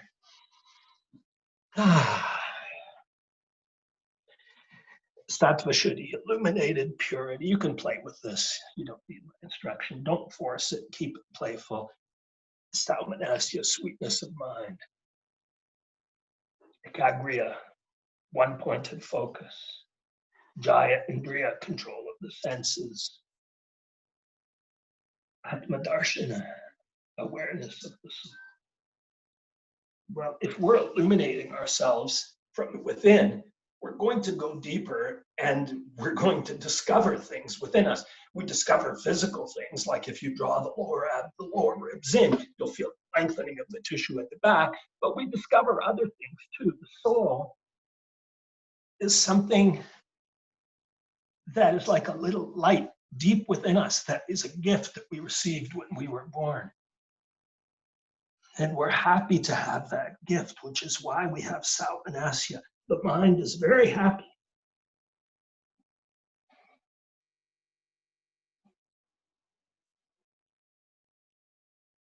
And we're playful. Well, that's 4 of the, you can come up now. Let's keep the left knee bent. Let's bend the right knee so we come into a position called Sukhasana. Sweet pose. I'm going to take 2 blocks, and as before, I'm going to lift myself up just to let my sitting bones free themselves and then rest down. Now, don't think you have to have your heels in close. You can have your heels out. You can sit on a block. Just be comfortable. In fact, I'm going to sit on 2 of these little balls that I love. Monsi, if you're here, you'll remember we had such fun with these. I'm just putting them under my sitting bones to stretch the flesh away from the sitting bones. Sutras, anger, purity of the limbs, your groups of parade. You have to be separated from others, samsarga, so you don't absorb their ways.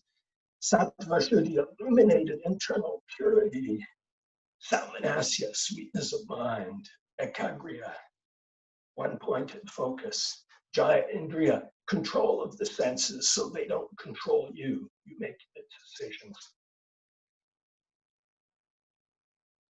Atma darshana, awareness of the soul, growing awareness of the soul, the sight of the soul. It's within sight. And the fifth one I love, yogyatmani cha, yogyatmani cha. This is the last element of it, illuminated internal purity. Yogyatmani cha, yog, union, united, adva, state.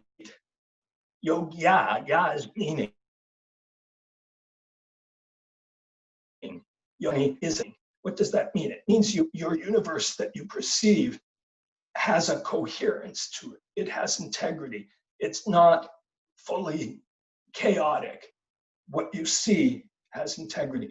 When I started doing Ashtanga yoga, I'd drive about 30, 40 minutes to get to the studio, and I had to get downtown, and traffic was terrible, and I wanted to get to the class in time to warm up, and parking was hard, and I was stressed, and oh no, now the lights turned red, and where am I going to find a parking place? Then I'd get to the class, and I'd do the class, and after the yoga class, Shavasana at the end, I'd step out onto the street, and I'd look around, and I was amazed at how peaceful everything was. The light turns red, the cars stop, the pedestrians cross the street. People shop in stores. Everything seemed orderly. Now, it was exactly the same universe before my class and after my class. But after my class, I wasn't teaching, I was a student, I was a beginner. After the class, the universe seemed orderly. It seemed to make sense, whereas before the class, it seemed chaotic. Yogyatmani cha, a united state of meaning. You experience a united state of meaning. That's an element of inner purity. I'll tell you a story while we're sitting here. Let's change the position of our knees. Let's take the right knee in. I'm going to lengthen this ankle as I take it in. You don't have to take it all the way in, but I'm going to lengthen the ankle. To lengthen the ankle, hold on and take this knee and just push it the other way. And the lower leg pushes forward a little bit. Don't work too hard. It's just a way of lengthening the tibia, the muscles of the tibia, and then you can lay it down. I'll do the same with the other leg. And again, you can put blocks under your knees.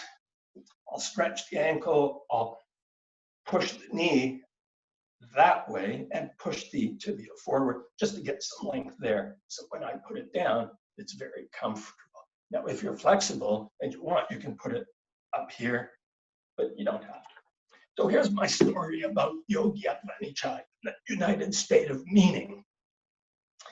Nadine, I hope you like this story. Once upon a time, there were three yogis, a young yogi, a middle-aged yogi, and a very old yogi. The old yogi asked a question.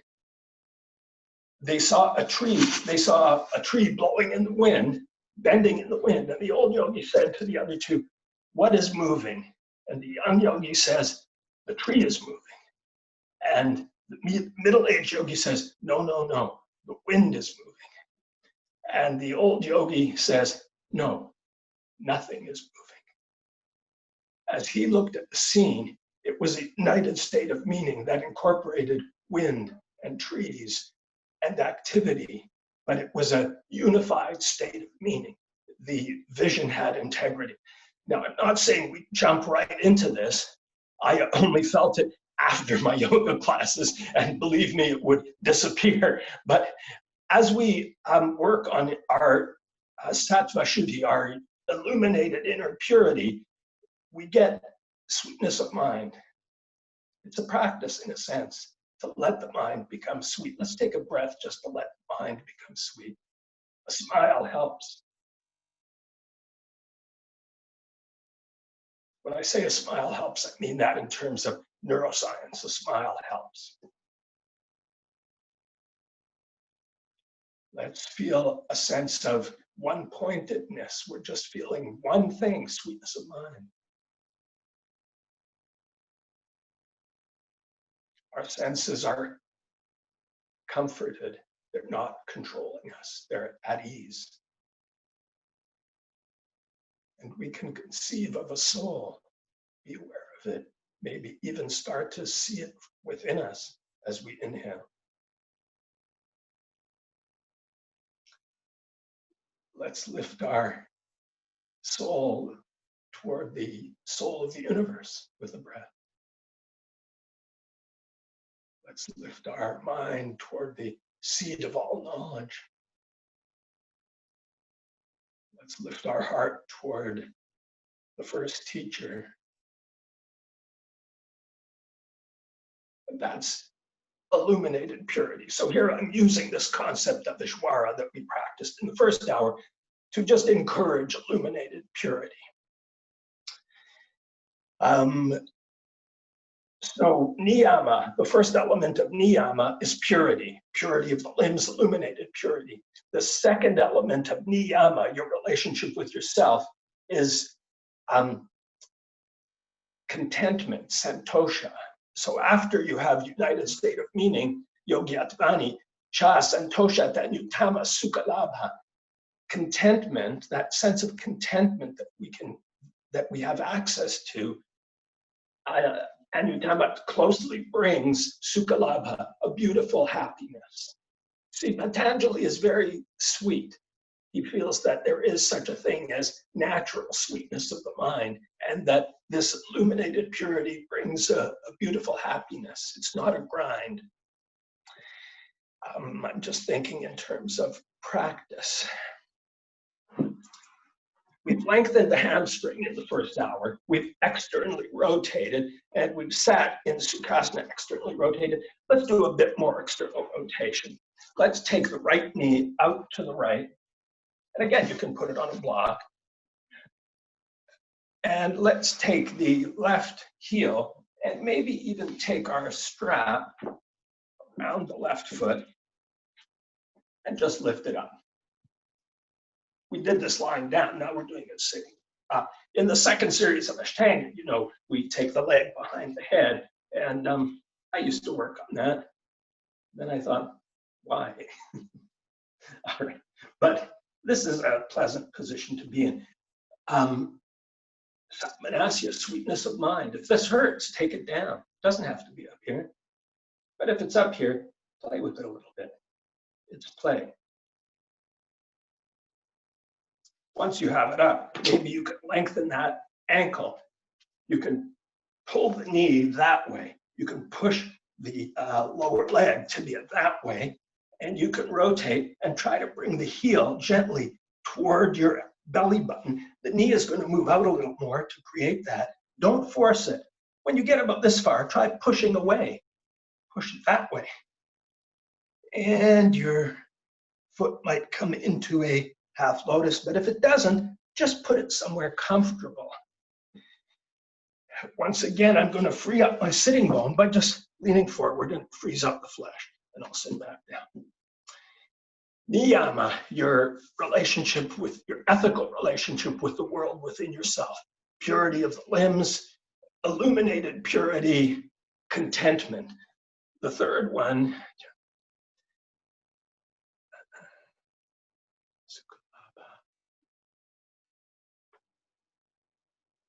is tapasa. You fitness people will like this. Tapasa means literally heat. The sutra is Kaya Indriya Siddhi Ashuddhi Kashaya Tapasa. Kaya, the body. Indriya, the senses. Siddhi, power. Power over the body and the senses. Ashuddhi Kashaya, burning off the impurities. Tapa, heat. So the heat we generate in our practice, and by heat, it also implies enthusiasm, energy. It does these things. It creates a power over the body and a power over the senses, and it burns off the impurities. Let's take this leg out. If you're in half lotus, let's take our strap around the other one. We'll talk about burning off the impurities.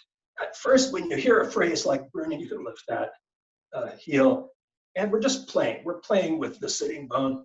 How you doing? Do you want a drink of water? My beloved cameraman is so wonderful. I'm going to rock a bit. I'm just going to play with that right thigh because my right hip is a bit tighter than my left one. So I'm just playing, just playing. The fact that my right hip is tighter than my left one is a form of impurity. For some reason, my right hip is tight. My left is not as tight. So with heat, with practice, with enthusiasm for practice, with energy for practice, I burn away these impurities, these differences to create a balanced body. Again, I'm stretching the ankle, I'm pushing the tibia forward, I'm pulling the knee that way. I want as much length here as I can. And then I'm going to wrap the heel in toward my belly button as the knee moves outward and take the foot into half lotus. These positions were very, very hard for me. I was not a flexible yogi. I was trying to do these things and injuring myself. But now I've burned off some of those impurities. I've burned off some of the personality impurities that caused me to hurt myself. That will, that ego, that drive, that comparison with others. They burn off in time. I don't hurt myself now. Again, I'm going to lean forward just to free up the tissue under this right buttock because it is a bit tight. And release. Tap. Jaya Indriya Siddhi, controlled power over the body and the senses. Ashuddhi Kashaya Tapasa burns off the impurities, heat. This is what heat does. The fourth element of internal purity is Svadhyaya Ishtadeva Samprayoga. Svadhyaya, Sva is the self, yourself, Sva. Svadhyaya is study of the self. As we do yoga, again, I'm studying myself. I hope you're studying yourself. Let's inhale, lift the heart. Exhale, pull the lower ribs in. Inhale, holding the lower ribs in. And feel a bit of lengthening of the lower back and relax. Study of the self, Svadhyaya. What does study of the self result in? Svadhyaya Ishtadeva Samprayoga. Svadhyaya Ishtadeva, your chosen angel. Samprayoga, Sam, absorbed, Pra, fully, Yoga, united. With self-study, your chosen angel is absorbed in you and united with you. It's not an external sense of angelic magic or anything. With self-study of the self, you learn about yourself inside. You open up that space. You begin to sense your soul. And whatever sense of deity that you need, Deva is also translated as deity. Whatever sense of deity you need is absorbed and united with you. You get a very comfortable sense of your spiritual self. It's not a struggle. Okay, these are the elements of internal purity. The first one is very rough. Sauchat Svanga, the purity of the limbs. All you have to do is separate a bit from others and, not absorb their ways. Internal illuminated purity, Sattva Shuddhi, sweetness of mind, focus, control of the senses, awareness of the soul, vision of the soul, sight of the soul, and a unified state of meaning. And this brings the beautiful happiness of contentment. Then, self-study. Your chosen deity is united with you.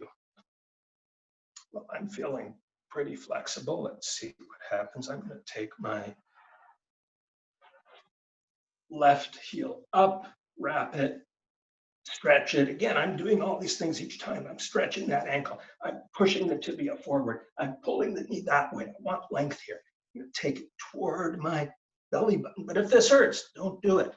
Just sit in a comfortable position. And I get deep. I want it up high in here because I'm going to bend the other knee very slowly, very carefully. and take the heel over the ankle into Padmasana. So one of the things that all this outward rotation of Jana Shirshasana that we spent so much time does, this gives you some ability in outward rotation. I'll just take myself up again just to open up the sitting bones. This is so much fun. I'm having such a sweetness of mind. I'll draw the abdomen in. Oh my, I'll come out of it. The final element of internal purity, right? We had purity of the limbs and internal purity. We had contentment. We had heat. We had self-study. The final one is Ishvara Pranidhana, which we've practiced in the first hour. Lifting yourself toward the soul of the universe. And what does Patanjali say that does? Ishvara Pranidhana, this combination of meditation and concentration, this connection to the soul of the universe. Samadhi Siddhi Ishvara Pranidhana.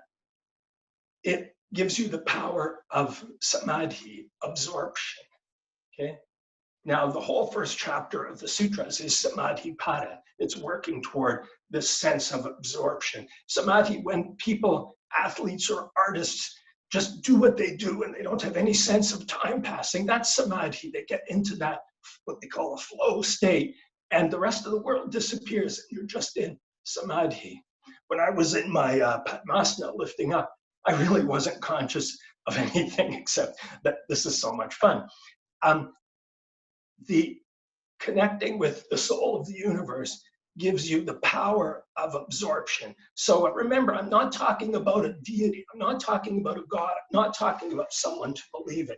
Let's take Bharatanath. When I talk about Ishvara, I'm talking about a thought experiment. Have your blocks handy, heels together. Your groin doesn't have to be too close to your heels. This was a very, very difficult posture for me. I'm still working on it.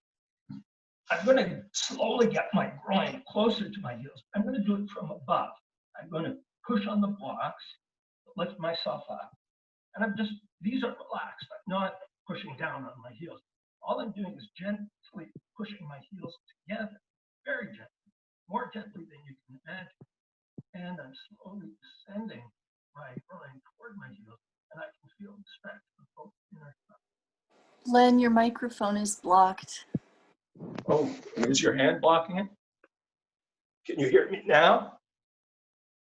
The heels are pressing together gently. When I used to get this instruction, I just grind my heels together, but that's not the point. It's just a sense of connection, a sense of unity, as if the two heels become one. I'm holding myself up, which takes a bit of shoulder strength. If your shoulders hurt, don't do this. And I'm slowly taking my groin toward the heels, keeping the connection of the heels steady. My toes are pulling outward a bit just to keep my heel connection steady. And the groin comes closer to the ground. I'm not pushing down.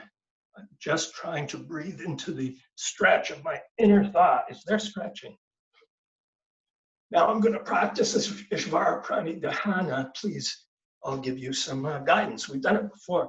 Let's take a breath to lift our soul to the soul of the universe. Smile, Satmanasya. Let's take an inhale to lift our heart to the seat of all knowledge, or lift our mind to the seat of all knowledge, because our mind wants that knowledge. Doesn't it want that knowledge? Let's lift our heart to the first teacher who lets that knowledge fall from above like rain. Heels connected, toes open a bit. Now I'm going to inhale to widen my abdomen. I'm going to widen from above my groins. Exhale, abdomen comes in.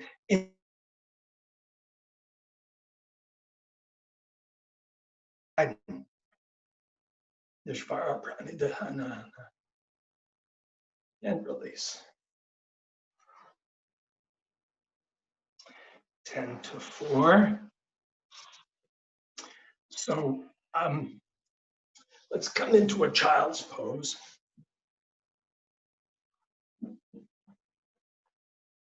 If your knees are sensitive, put a blanket under them or a towel under them.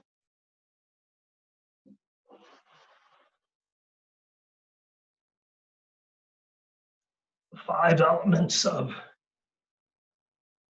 niyama, your ethical relationship with yourself. I'm rocking from side to side just to stretch my side. I'll inhale, lengthen that rib. Inhale the other side, lengthen the other rib. I'll even stretch my arm forward. Stretch arm forward. So I'm creating a bit of a cave here in the abdomen to fit over my thighs. But again, it's just, I'm doing it just impulsively, like this is play to me. I'm stretching toward my beautiful son-in-law. I'm stretching toward my beautiful son-in-law. I'll draw the abdomen in, rest the head, rest the block, and come up. If you're comfortable in Virasana, you can sit in Virasana. But if this, the Virasana is a deep pose, sit on a block, sit on 2 blocks. Whatever, be as high as you can. Don't feel it has to be low. Even as you're sitting on a block, you can lengthen the lower leg by connecting the top of the foot to the mat, and then lift the knee and take the knee forward a little bit and press that tibia down, just as we did in the Padmasana. Then press the other top of the foot to the mat, stretch the knee forward, press the tibia down. And now you have a nice foundation for your Virasana, because remember I said there's space under these bones. We want in Virasana as much of these bones as possible on the ground for our foundation. I'm going to take my hand here, stretch this tissue forward, lift the knee, stretch the other tissue forward. Let's take a couple of blocks. A gentle twist to one side. Inhale, lift the heart toward the first teacher. Exhale. Let's go to the other side. Inhale. Let's check our foundation here. Do we have both equal weight on both sides of our sitting bones? If your sitting bones are on a block, make sure you're that central yatna, sthira, prayatna, full effort on stability. Then we'll take a little twist. The point of the twist isn't to poke the rib out here like this. It's down, the left rib in and down. And you'll find when you pull the left rib in and down, the right rib comes up. You get more length here. As you twist, the resistance to the twist is the right side. To twist left, the resistance isn't here. The resistance is here. This is what's holding me back. So if I inhale, I'm going to pull the left ribs in and down and feel on that inhale, the right ribs lifting. Try it. More space. More space. It's a lifting at the lower back too. Good. So in the first hour, we studied the first sutras all the way up to Ishvara Pranidha Hanani. The second hour, we also studied the internal or ethical relationship with ourselves internally, and it also brought us to Ishvara Pranidha Hanani, this connection to the soul of the universe, so to the idea that the universe has a soul, and it's the seed of all knowledge, and it's the first teacher, and that we can connect to it. Let's take a break, and we'll come back in 7 minutes at 4 o'clock. And if anybody has a question, you can ask it now or later. We'll have time for questions later. And you're going to have a good shavasana at the end of this too, so don't worry, it's not going to all be work. If you're still practicing, a good position now after Padmasana and all that is a nice Upavishta Konasana.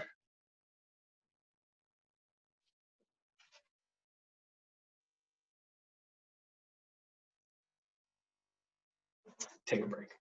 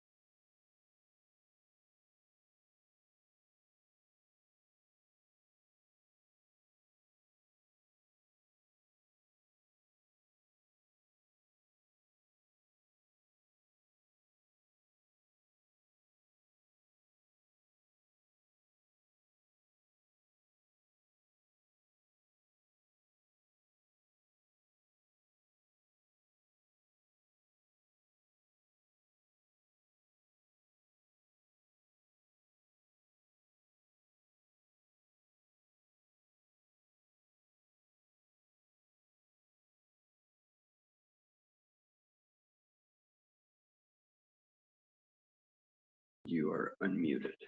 But there's no one around yet, so you might want to say something and see if people come back. They've gone. It's enough with this. Yes, Vanessa's back.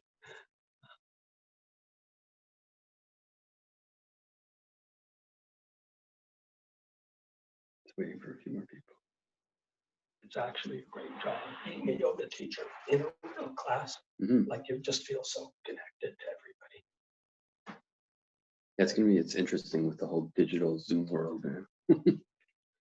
Well, I guess the people who do it, like I take these Pilates classes with the same teachers every week. I take maybe 5 classes a week, so I get to know that they're teaching pretty well, but I don't interact with them particularly. But they're much better at me with connecting with the student.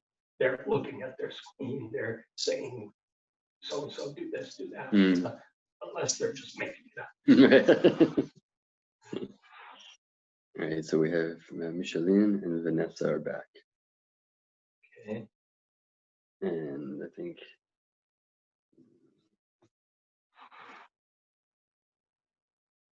Michael's back too. And Nadine's back, and the others don't have their cameras on, so I don't think they would be. You can start. So you're unmuted. Good. Hi, are we back? Any questions so far? Nadine? No, she says all good. Okay. I feel great. Good. This third hour is going to be a shorter practice part because we'll have some question time afterwards and a good shavasana. So the first hour, we lengthened the hamstring. The second hour was all about external rotation. This third hour, practice-wise, we're going to lengthen the thighs and the groins and the abdomen. And we ended up with a Virasana before. Now we're going to take Ekapavarasana, one leg Virasana. So let's take our left knee and just fold it back. The toes are pointed, as you can see. And once the foot is on the ground, I'm going to take that knee, lift it, and stretch it forward to stretch the tissue, again, as we've been doing all through the class of that tibia, that lower leg, and then rest it down. Now, as you look at me, I don't know if it looks this way, but my right leg is rotated upward, and I'm kind of resting on that right sitting bone because this fold of the knee has lifted the left sitting bone up. But I don't want that. I want the sitting bones to be equal. So I'm going to take my 2 blocks, as I did before. I'm going to lift up to free that right sitting bone. I'm going to take this right foot and just point it straight up. So it's not out here. It's just neutral. It's up. It's not in. It's not out. It's just up. And it doesn't have to be grinding away at this flex. It can be just relaxed, but pointing up. Then I'll take my left hand to rotate this flesh outward and sit down. Well, that's a bit better, but I still don't feel it as much as I want to, the right sitting bone. So I'm going to take my towel or my little magic block, my little magic ball, and I'm going to fold my towel and put my towel, I'll lean to the left, put my towel under that right sitting bone. So I feel now a connection of the right sitting bone to the floor through the towel and the left sitting bone. And I feel my pelvis is equal, which is what I want to feel. Let's take a little twist to the left toward the bent knee. And if you look at my left hand, I don't need the block, but I want to show there's a rotation of the hand and the arm to open that left shoulder. So I get a chest opening here on the left. This hand can push very gently. And it's a twist. Don't work too hard.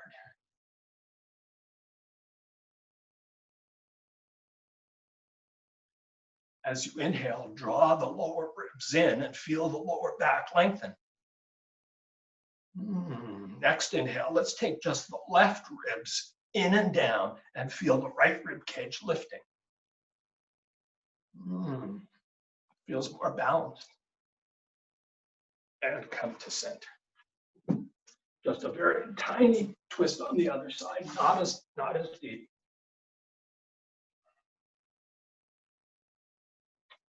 Okay.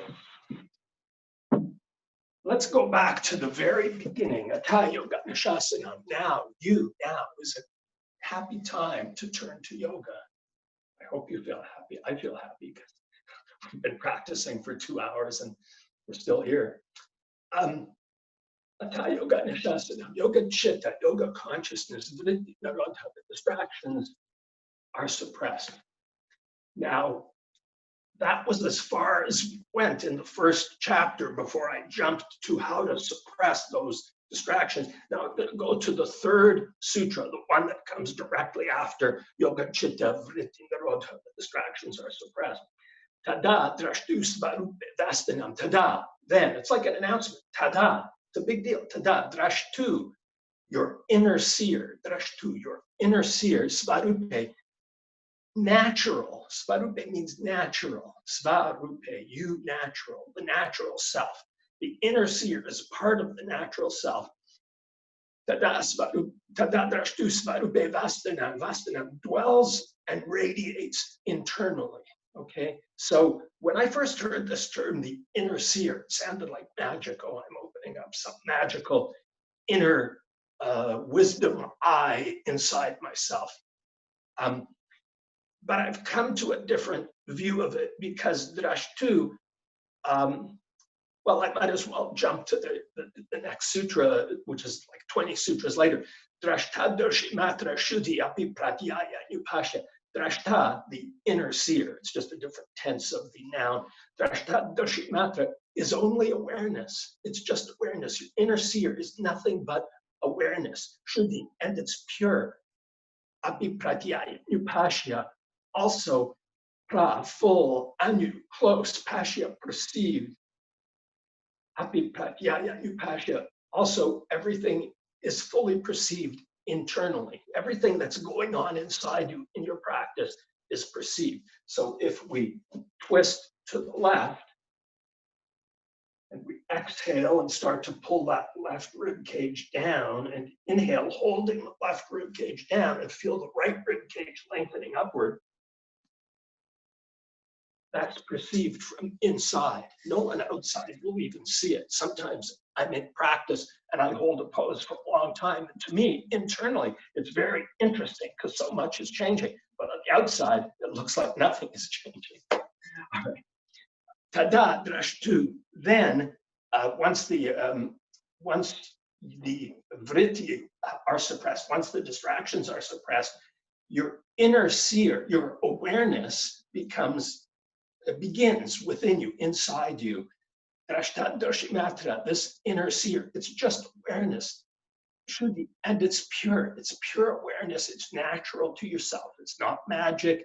No one has to touch your shoulder and say, now you have inner awareness. It just develops. If you've been practicing for a while, you know what I'm talking about. You can inhale and feel your pelvis expanding very slightly, or inhale and feel your back of your shoulder blades expanding.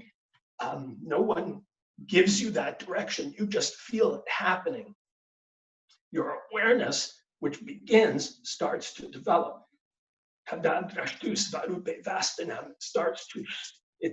It dwells within you and begins to radiate. It's just awareness, shuddhi, and it's pure. Api pratyaya upasya. Also, everything that is closely happening inside of you becomes perceived within you. Tadartha eva darshyasya atma. Tadartha, the only eva, the only purpose, darshyasya, of all this awareness is atma, the soul. Atma is another word for the soul. Purush is the soul of the universe. Purusha Vishesha. Atma is your personal soul. Tadartha eva darshyasya atma. The only purpose of all of this awareness is the soul. Here's one of my favorite sutras. Prakasha. Prakasha is brilliance. In this case, I like to think of it as that little light inside you that lets you know that you're alive, that little light that we can think of as the soul. Prakasha, that light, that sense of life. Prakasha. Kriya, your actions. Prakasha Kriya, seek your stability.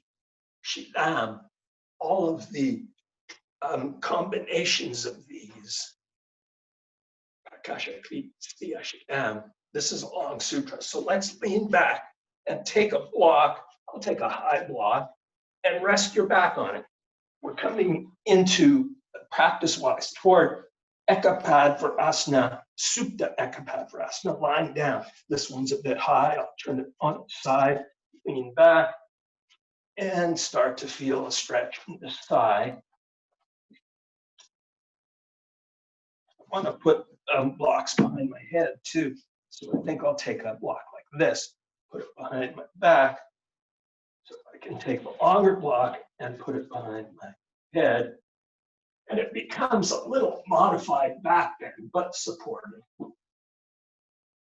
And you'll feel the stretch, lengthening of this thigh, the groin, the abdomen. Well, you'll feel it even more if you take this block and turn it on its side. So now I'm going down further because I feel pretty open, but I don't want my ribs to poke these ribs. So on inhale, I'm going to pull them in.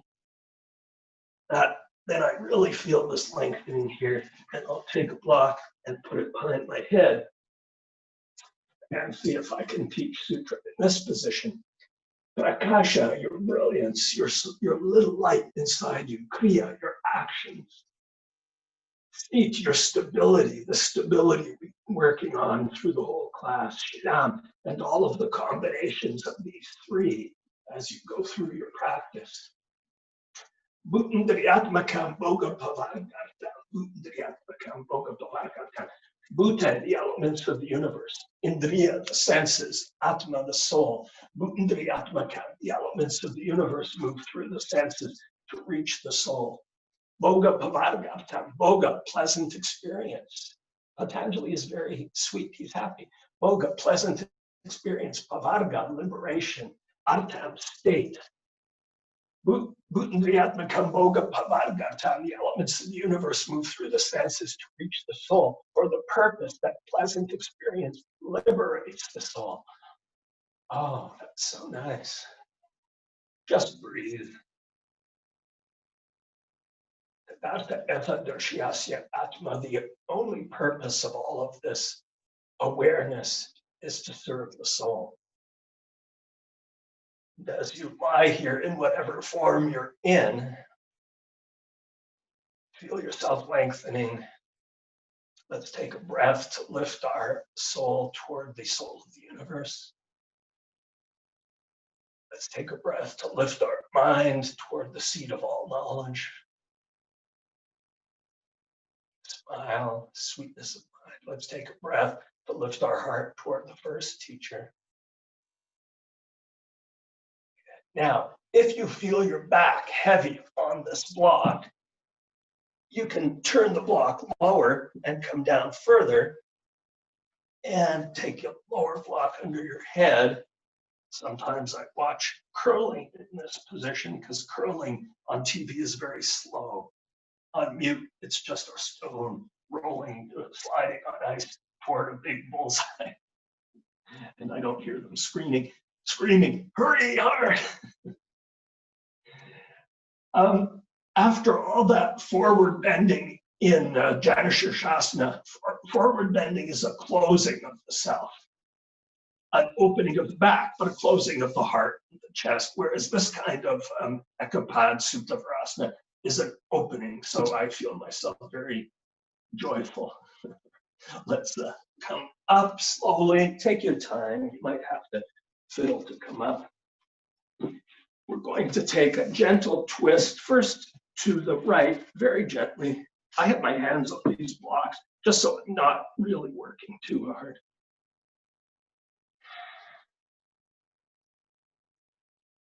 Smile, Sattvanasya, sweetness of mind. Ekagriya, one-pointed focus. These are the elements of internal illuminated purity. Jaya Indriya, control of the senses. Let's go to the other side slowly. Don't work too hard. Atma Darshana, awareness of the soul.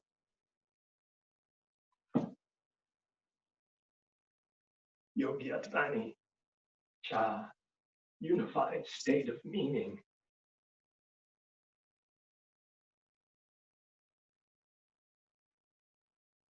Good.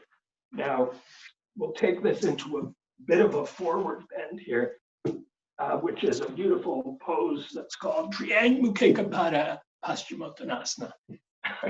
When I was a beginner, I came into Downward Dog Studio in Toronto, and a fellow was coming down the stairs, and he was just saying, Triangmukha Paschimottanasana, Triangmukha Paschimottanasana. And he looked at me, I was looking at him, and he said, isn't that beautiful? Triangmukha Paschimottanasana. Now, at that point, I certainly couldn't do Triangmukha Paschimottanasana. So just as we did with the Janashir Shasana, you can rest your chest on a block, you can rest your head on a block or two blocks. You can go inhale, up, exhale, down, inhale, up, exhale, down. And as your chest gets heavier on the block, you can move the block forward, and you can, on inhale, draw the lower ribs in, feel the back lengthening. That's Chuck Miller. Thank you, Chuck. Beautiful teacher. Both lower ribs are drawn in on inhale, and you feel the lower back lengthening. On exhale, you'll pull the abdomen in to create space for that chest to come down into your Triangmukha Paschimottanasana.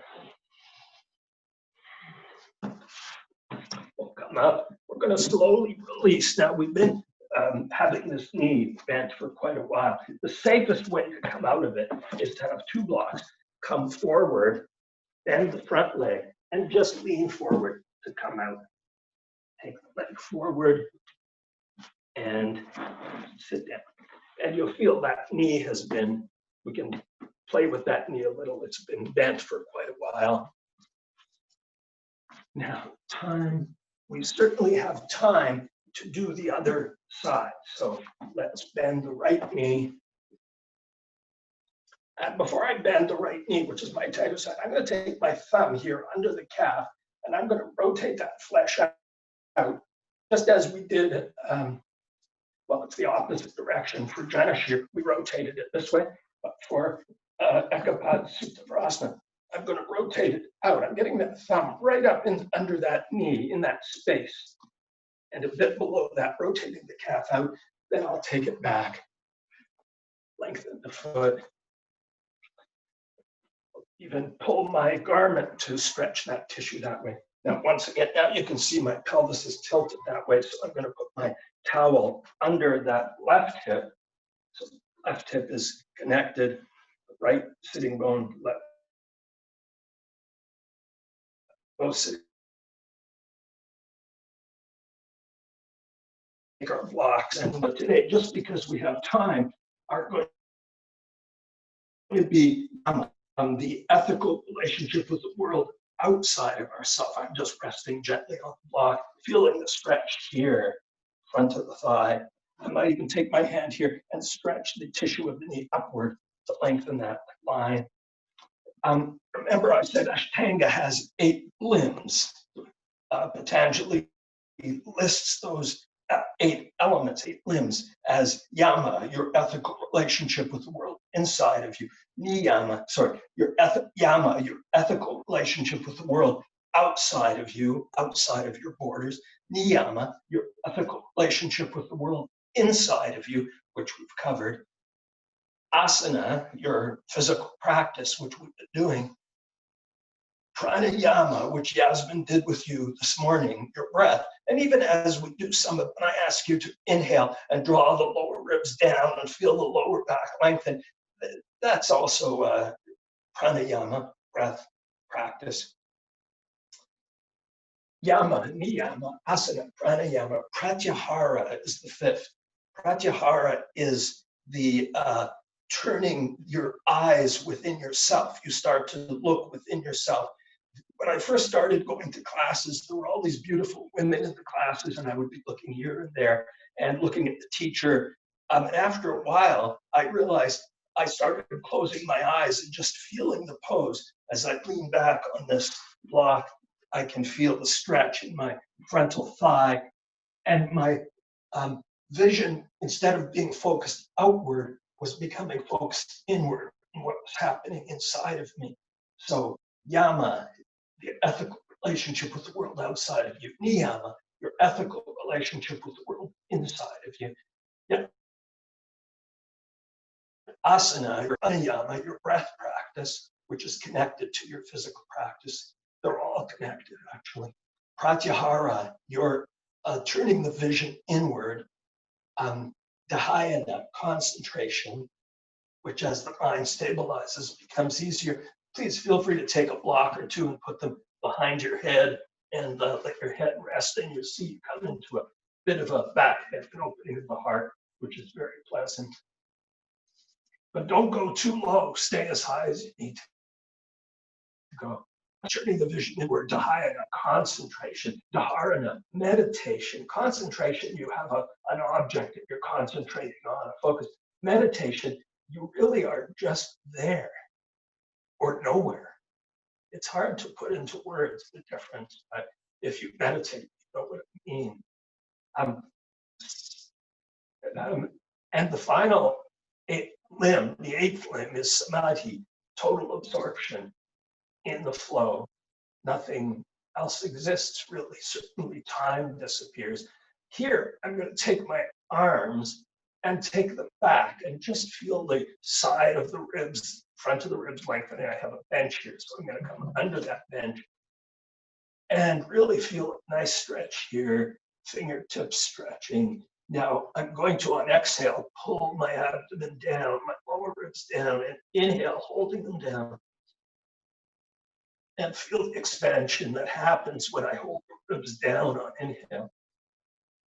Something else has to expand. If I inhale and let my ribs poke up, that's what's expanding. But if I hold the ribs down on inhale, the expansion is lower down in the abdomen and the groin. It's also pleasant. So yama, your ethical relationship with the world outside of you. The first yama is ahimsa, non-violence, non-violence. And the sutra that Patanjali gives us is ahimsa pratishtayam tatsanadau sarva ahimsa pratishtayam tatsanadau vayira tyaga. Ahimsa, non-violence, pratishtayam, as you become established in it, as you become practiced in it, as you become practiced in non-violence, tatsanadau, your environment around you, vayira tyaga, loses its hostility. You have an effect on the environment around you. I'm leaning forward into my Vyang Mukika Pada Paschimottanasana. Feel free to stay up or use a block. And again, all of these techniques we've been using in forward bending apply. You can inhale, arch, exhale, round, inhale, arch, exhale, round to keep the back flexible and opening. You can pull the lower ribs in as you inhale and feel the lower back lengthening.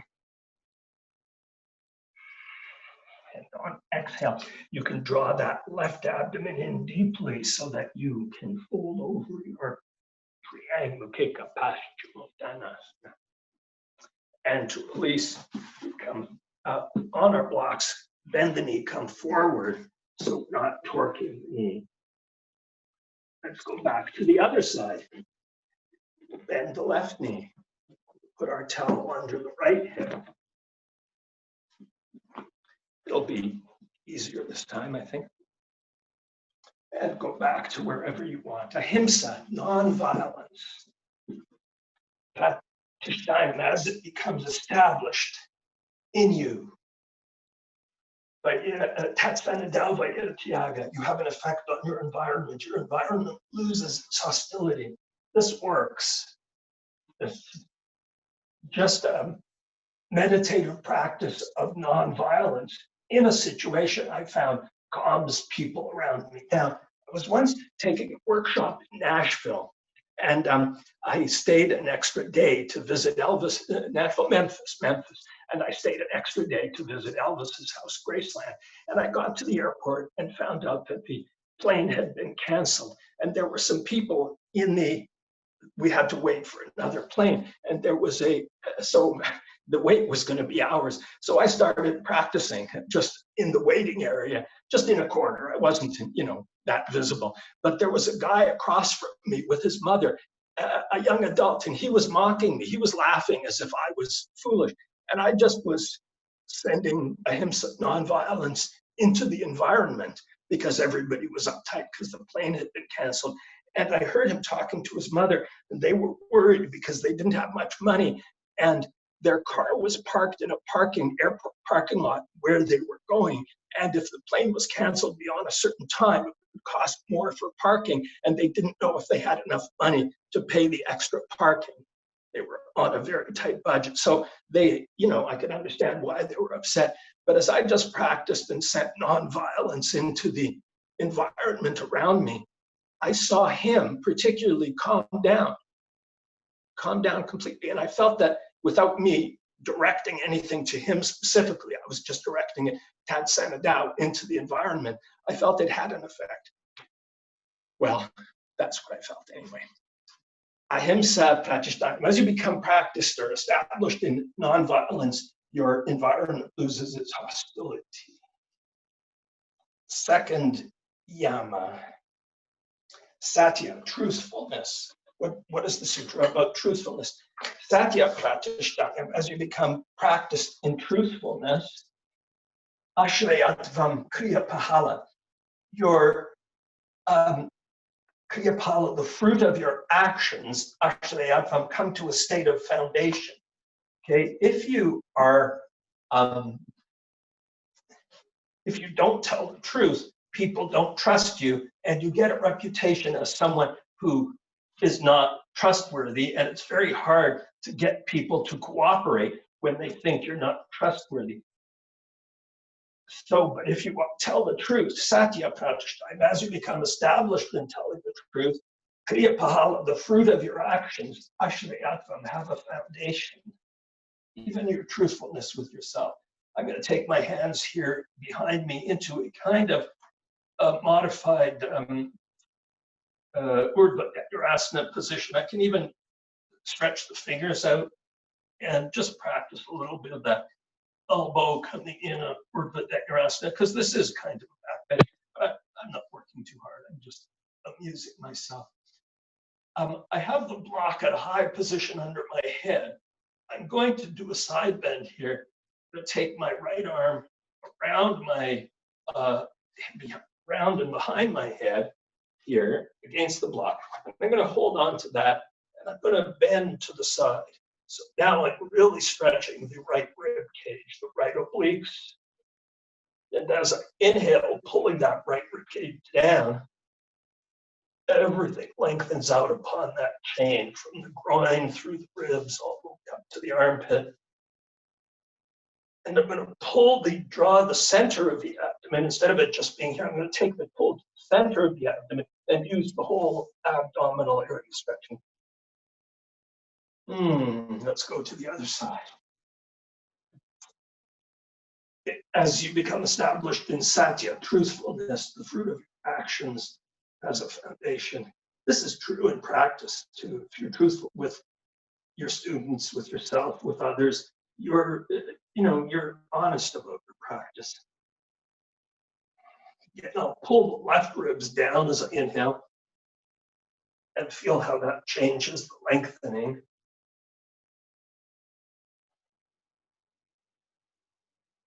Good. Let's come up slowly. Now, if you don't have any left knee problems, you can draw the left knee across your body and just lengthen the leg. But if you have problems, come out safely, as I showed you before. The third yama, asteya, not stealing. Remember, it was nonviolence, truthfulness. The third one is asteya, not stealing. And this is one of my favorite sutras. Asteya, pratishthanam sarvaratna upashtanam. As you become established, not stealing, sarvaratna, all gems, all jewels, upashtanam, are coming toward you. Okay, as you become established in not stealing, in only possessing what is truly yours. yours toward you. Now to the other leg, we're just lengthening these lines, the groin, the thigh, the abdomen, and you don't have to go back if you want. I'll just rest here for a minute. Asteya Pratishtayam, as you become established in not stealing, Sarvaratna Upashtanama, all jewels are approaching you, are coming to you. My question is, what are those jewels? Now, for me, when I was teaching, the jewels was my sense of connection with the students, my sense of having value, of offering something that was helpful, and that the students' I guess affection was a real jewel. Sometimes after a class, a student would say, "Can I give you a hug?" And that was amazing. It was like, wow. So I realized my jewels are not, diamonds and rubies and gold and things like that. They're just human contact. And at this time where our contact is somewhat reduced, limited, our human contact becomes even more valuable. It's even more of a jewel. So I just want to take this moment to say thank you to all of you for allowing me to connect with you through this technology. And thank you to my beloved son-in-law, Dan, who allows me just to practice without having to worry about what it is you're seeing. Okay, let's come out of that position. Nonviolence, truthfulness, not stealing. The fourth yama is brahmacharya. We can just take a comfortable seated posture here. I'll come back into Sukhasana. But actually, let's take a wide Sukhasana. That is to say, more of a diamond shape, so we're not taking our heels close. And let's just let our back round forward for a second. Remember, we've been back bending a bit. Let's just let the head be heavy. Breathe. Let the chest come down. Don't force it. As you inhale, everything rises a bit. As you exhale, everything falls a bit. Inhale, rise. I'm going to rock from sitting bone to sitting bone just to open that tissue that tends to get tight under my right sitting bone. Inhale, everything rises. Exhale, everything falls. And come up to a comfortable sitting pose, whatever's comfortable. Brahmacharya is the fourth element of your ethical relationship with the world outside of you. Now, Vanessa, when you read books about brahmacharya, or Nadine, when you read books about the sutras, often they translate brahmacharya as celibacy, sexual restraint. Now, remember, these interpreters were very concerned with loose behavior among their tribes, and they very much wanted people to be behaved, and they wanted marriage to be arranged for growth of protection and growth of crops and growth of herds and things like that. So these particular early interpreters very much did not want people to just fall in love, for instance. So they interpreted brahmacharya as sexual celibacy. The word brahmacharya, Brahma is the creator. Brahma is the creative deity. Acharya is one who wanders in the path. Brahmacharya is one who wanders in the path of the creator. Now,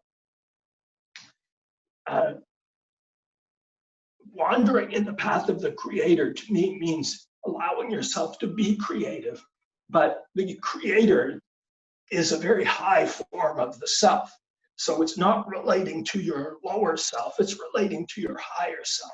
So I don't see it as celibacy, I see it more as responsibility, even sexual responsibility. And if you think about sexual responsibility, remember, we don't want to be violent. We don't want to be, we want to be violent. We want to be truthful. We don't want to take anything that isn't ours. We don't want to steal. And nonviolence also means emotional. We don't want to create emotional violence. So sexual responsibility in the sense of following in the path of the highest self is what this sutra is about. And the sutra is very simple. It says, brahmacharya pratishtayam, as you become established in this following the path of the higher self, virya labha, you gain energy. It's so simple. Now, if you think about any time in your life where you were not following the path of the higher self, you were following the path of the lower self, it takes a lot of energy. So for the yoga practitioner to gain energy, this kind of responsibility about your physical relationships is useful. Nonviolence, truthfulness, not stealing, let's call it following the path of the higher self. And that brings us to the fifth and final of these yamas, these ethical relationships with the outer world. This is a very simple one, aparigraha. Aparigraha is non-greediness. Grab comes from Sanskrit graha, greed, graha, aparigraha, non-greediness. And the sutra is interesting. Aparigraha steirya. As you become stable in non-greediness, janma katamta sambodha, janma, your birth, or births, because they believed reincarnation, katamta, and the circumstances of these births, these previous lives and future lives, asambodha, are absorbed and made knowledgeable to you. So, janma katamta sambodha, non-greediness. All the other four talk about pratyaksha, becoming stable in, becoming practiced, becoming established in nonviolence, not stealing, truthfulness, following the path of the higher creator. This one doesn't use that pratishtaya, it uses a different word, steirya, becoming stable. And I think the reason is that greediness, non-greediness is more difficult. We don't get it right away. It has to take a while to stabilize, and we have to begin to see the benefits. When we're a child and we're hungry, we just want the food. We don't consider, are we getting the right amount? Should there be others? We're just, hungry, we grab it. But as we get more aware in general, and we realize that non-greediness, that we can be more generous, that we don't have to be that way. We become more stabilized at non-greediness. We become conscious, we get some knowledge about who we are. If you're focused on an external thing that you want, that desire for that thing, and you greedily go for that thing, your focus is external, you want that thing. There's a greediness to that. If you can become more stable with non-greediness, your focus is less external and it's more internal, and you get to know yourself, just as we talked about svadhyaya, internally self-knowledge. Greediness really wipes out that self-knowledge. It focuses us on external objects. Anyway, those are the 5 yamas: non-violence, non-violence, truthfulness, not stealing, following in the path of the highest self, the highest creator, and non-greediness. Let's just sit comfortably. Let's take a breath to lift ourselves up. Exhale, relax the shoulders, relax the heart. Let's take a breath to lift our soul toward the universe, toward the soul of the universe. And smile. Let's take a breath to lift our mind toward the seat of all knowledge. And smile. Mind. Let's take a breath to lift our heart toward the first teacher. And smile.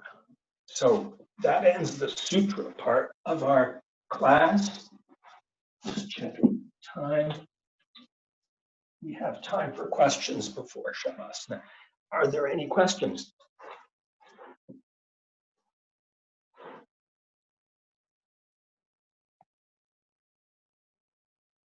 No? Okay, so let's take Shavasana. Oh, Nadine has them. Nadine, Yes, can I I see just them?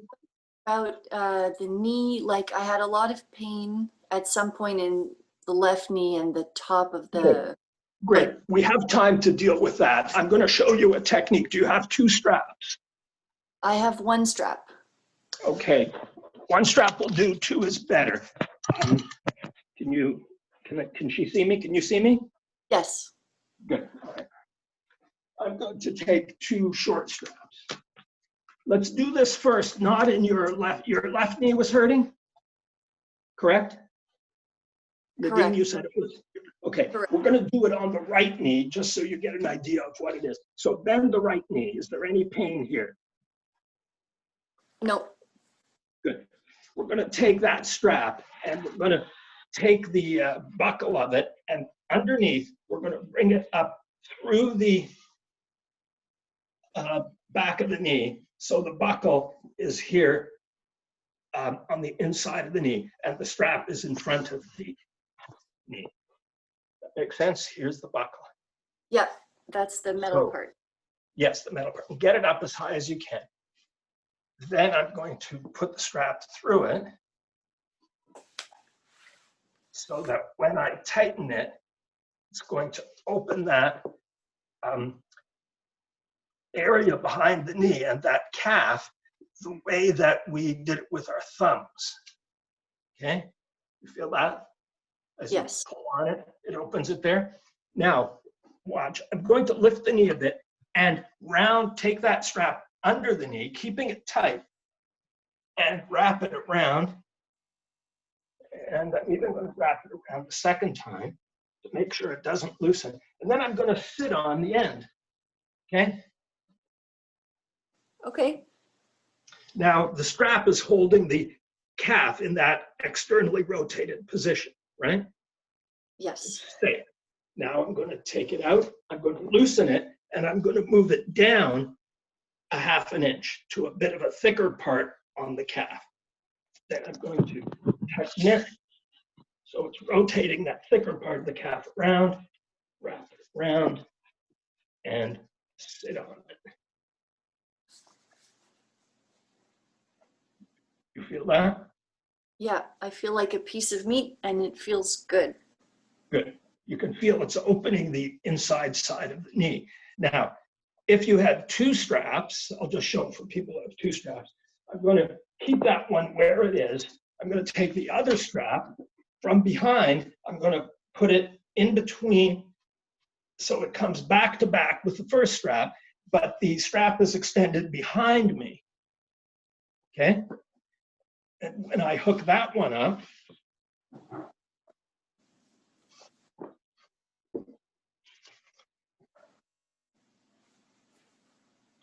and pull it, tighten it, it's going to rotate the flesh of the upper thigh outward, away from the lower thigh, and the other one is going the other way. You feel they're both going to open. So now I'm going to take first that one behind me, wrap it around the first strap, and sit on it. Then I'm going to take the other one, which is pulling the other way, wrap it around, and get it under my hip too. So I'm sitting on both of them, or I can tie them, but tying sometimes, it's just to get some sense that they're not going to loosen. When you pull the 2 of them, you get this lovely opening at the knee, okay? Now let's go to your left knee, which is the one that had the problem, and we're going to go very, very slowly. We're going to open it gently and slowly, but we're going to start with the thumb, because I want to find out something about where the pain is without making it really sharp in any way. So taking the straps out, let's bend that left knee and put a block under it, okay? Okay. Is there any pain in the knee now? No. Okay. Let's take the strap from in front, put it through, work it up. You can lift the knee a bit to get it up there and get it just under the knee with the strap projecting in front of us, and hook it up.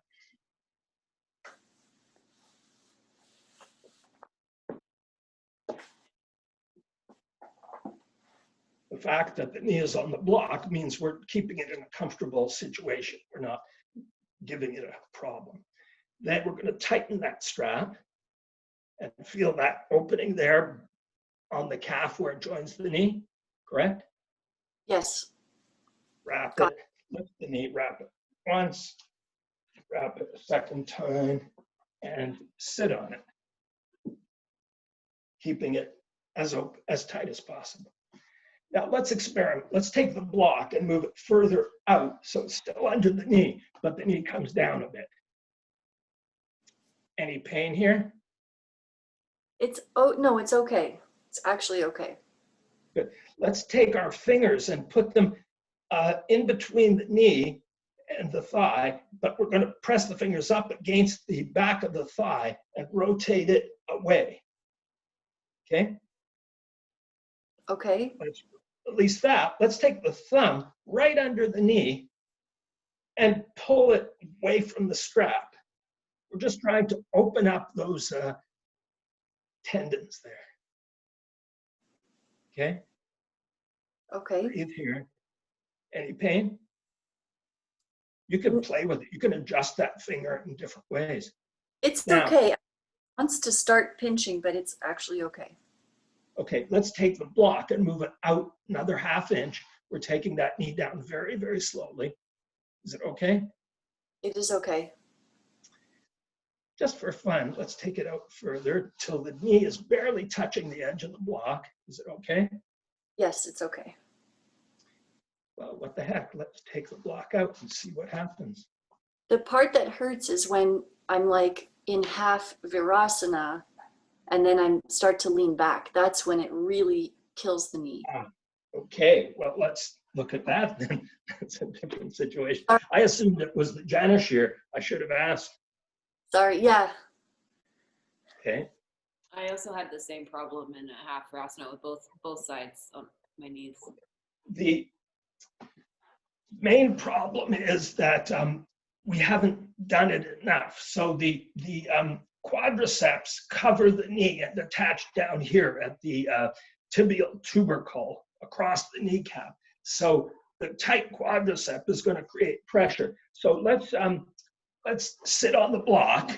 Did you sit on a block or were you on the floor? I was on the floor.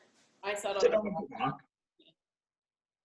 In fact, yeah, sit on a block and bend that left knee and see how it feels. See if there's any pain when you sit on the block.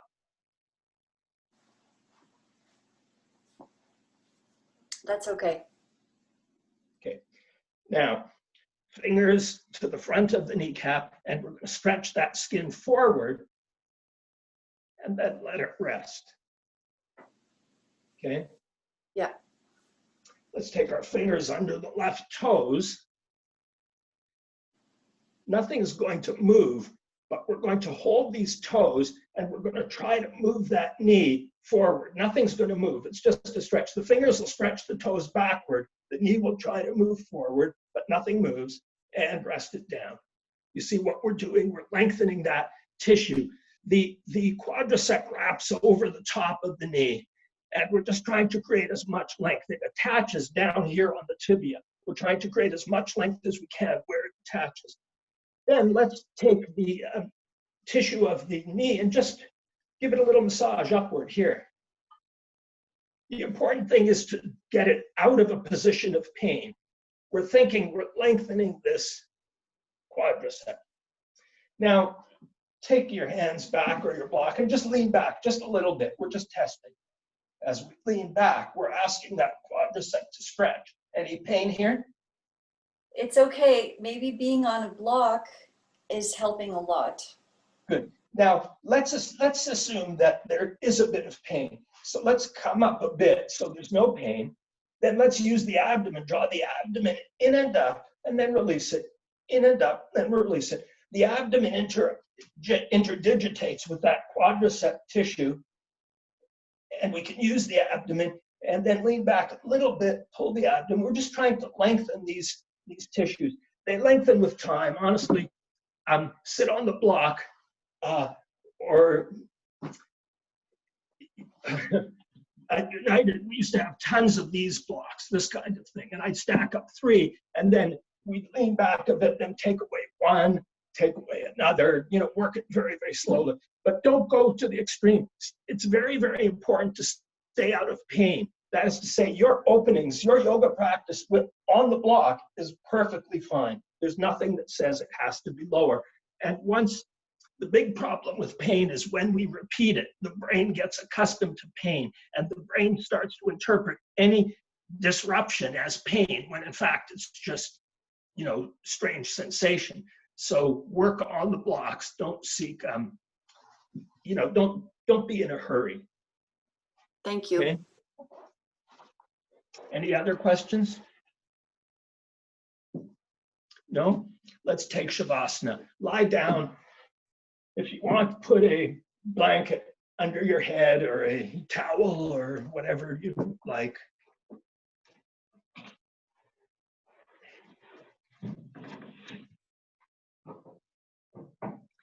Take a long, slow, deep breath in.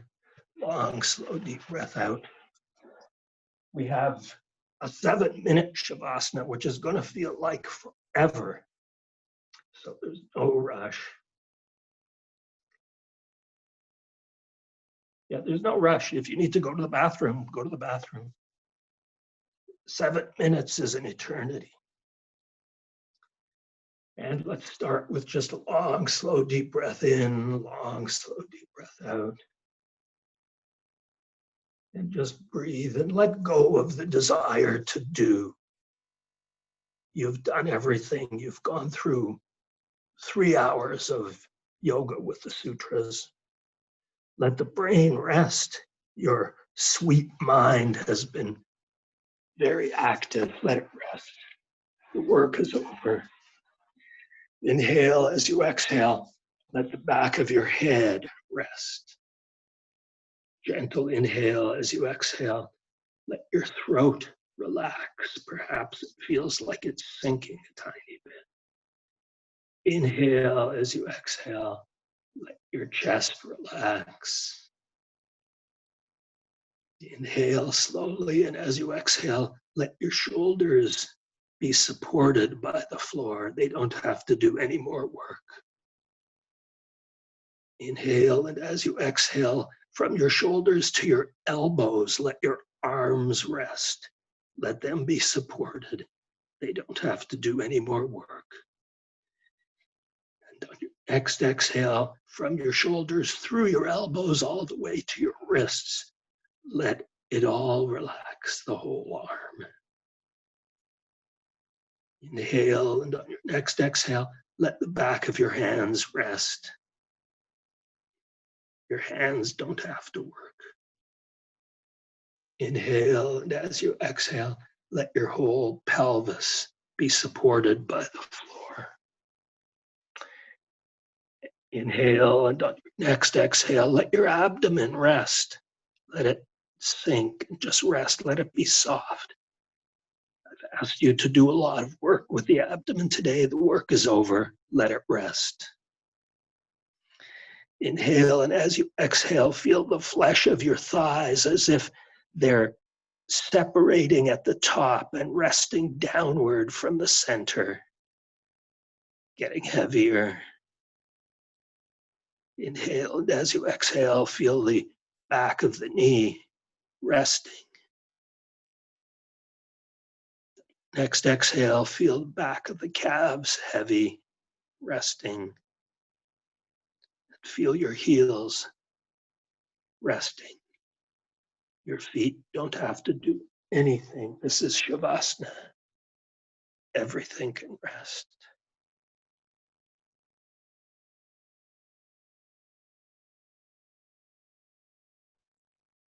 A slow, deep breath just to feel the sweetness of your mind and let your mind rest into a sweet state.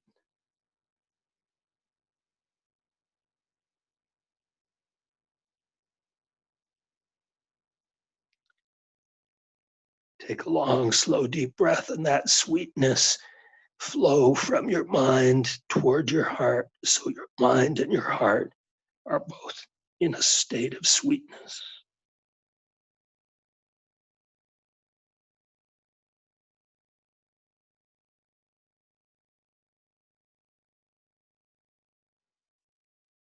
As you exhale, let your eyes rest.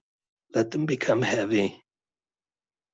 Let them slowly sink to the back, toward the back of your head.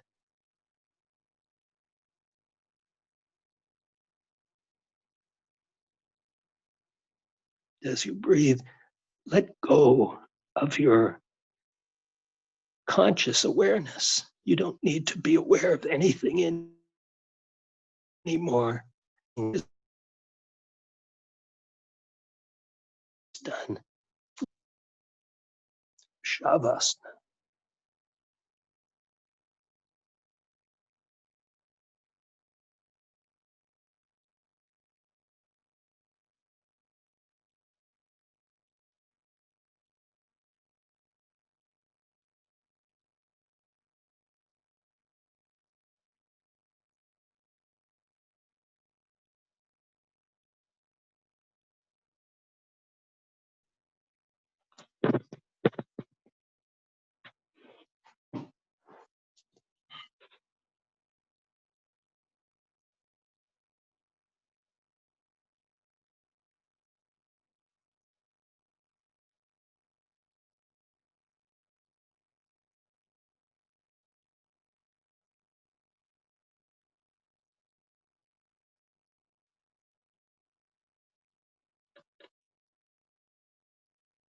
Take a long, slow, deep breath in. Long, slow, deep breath out. Let your fingers move a little bit. Let your toes move a little bit. Take a breath into the sweetness of your mind and smile. Gently start to bend your knees and roll to one side, resting your head on your extended arm. Take a couple of breaths here. Then slowly push with your hands to come up to a seated position comfortably. Take your time.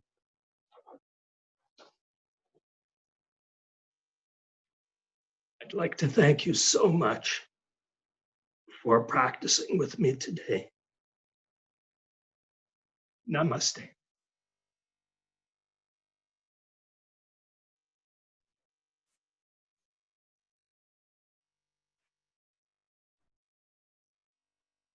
Namaste. Hi. Namaste. Thank you so much, Len. It's such Thank a you. pleasure to have you join us in the program, and I know everyone got so much out of this. I always get so much out of practicing with you, and I enjoyed tuning in to your practice.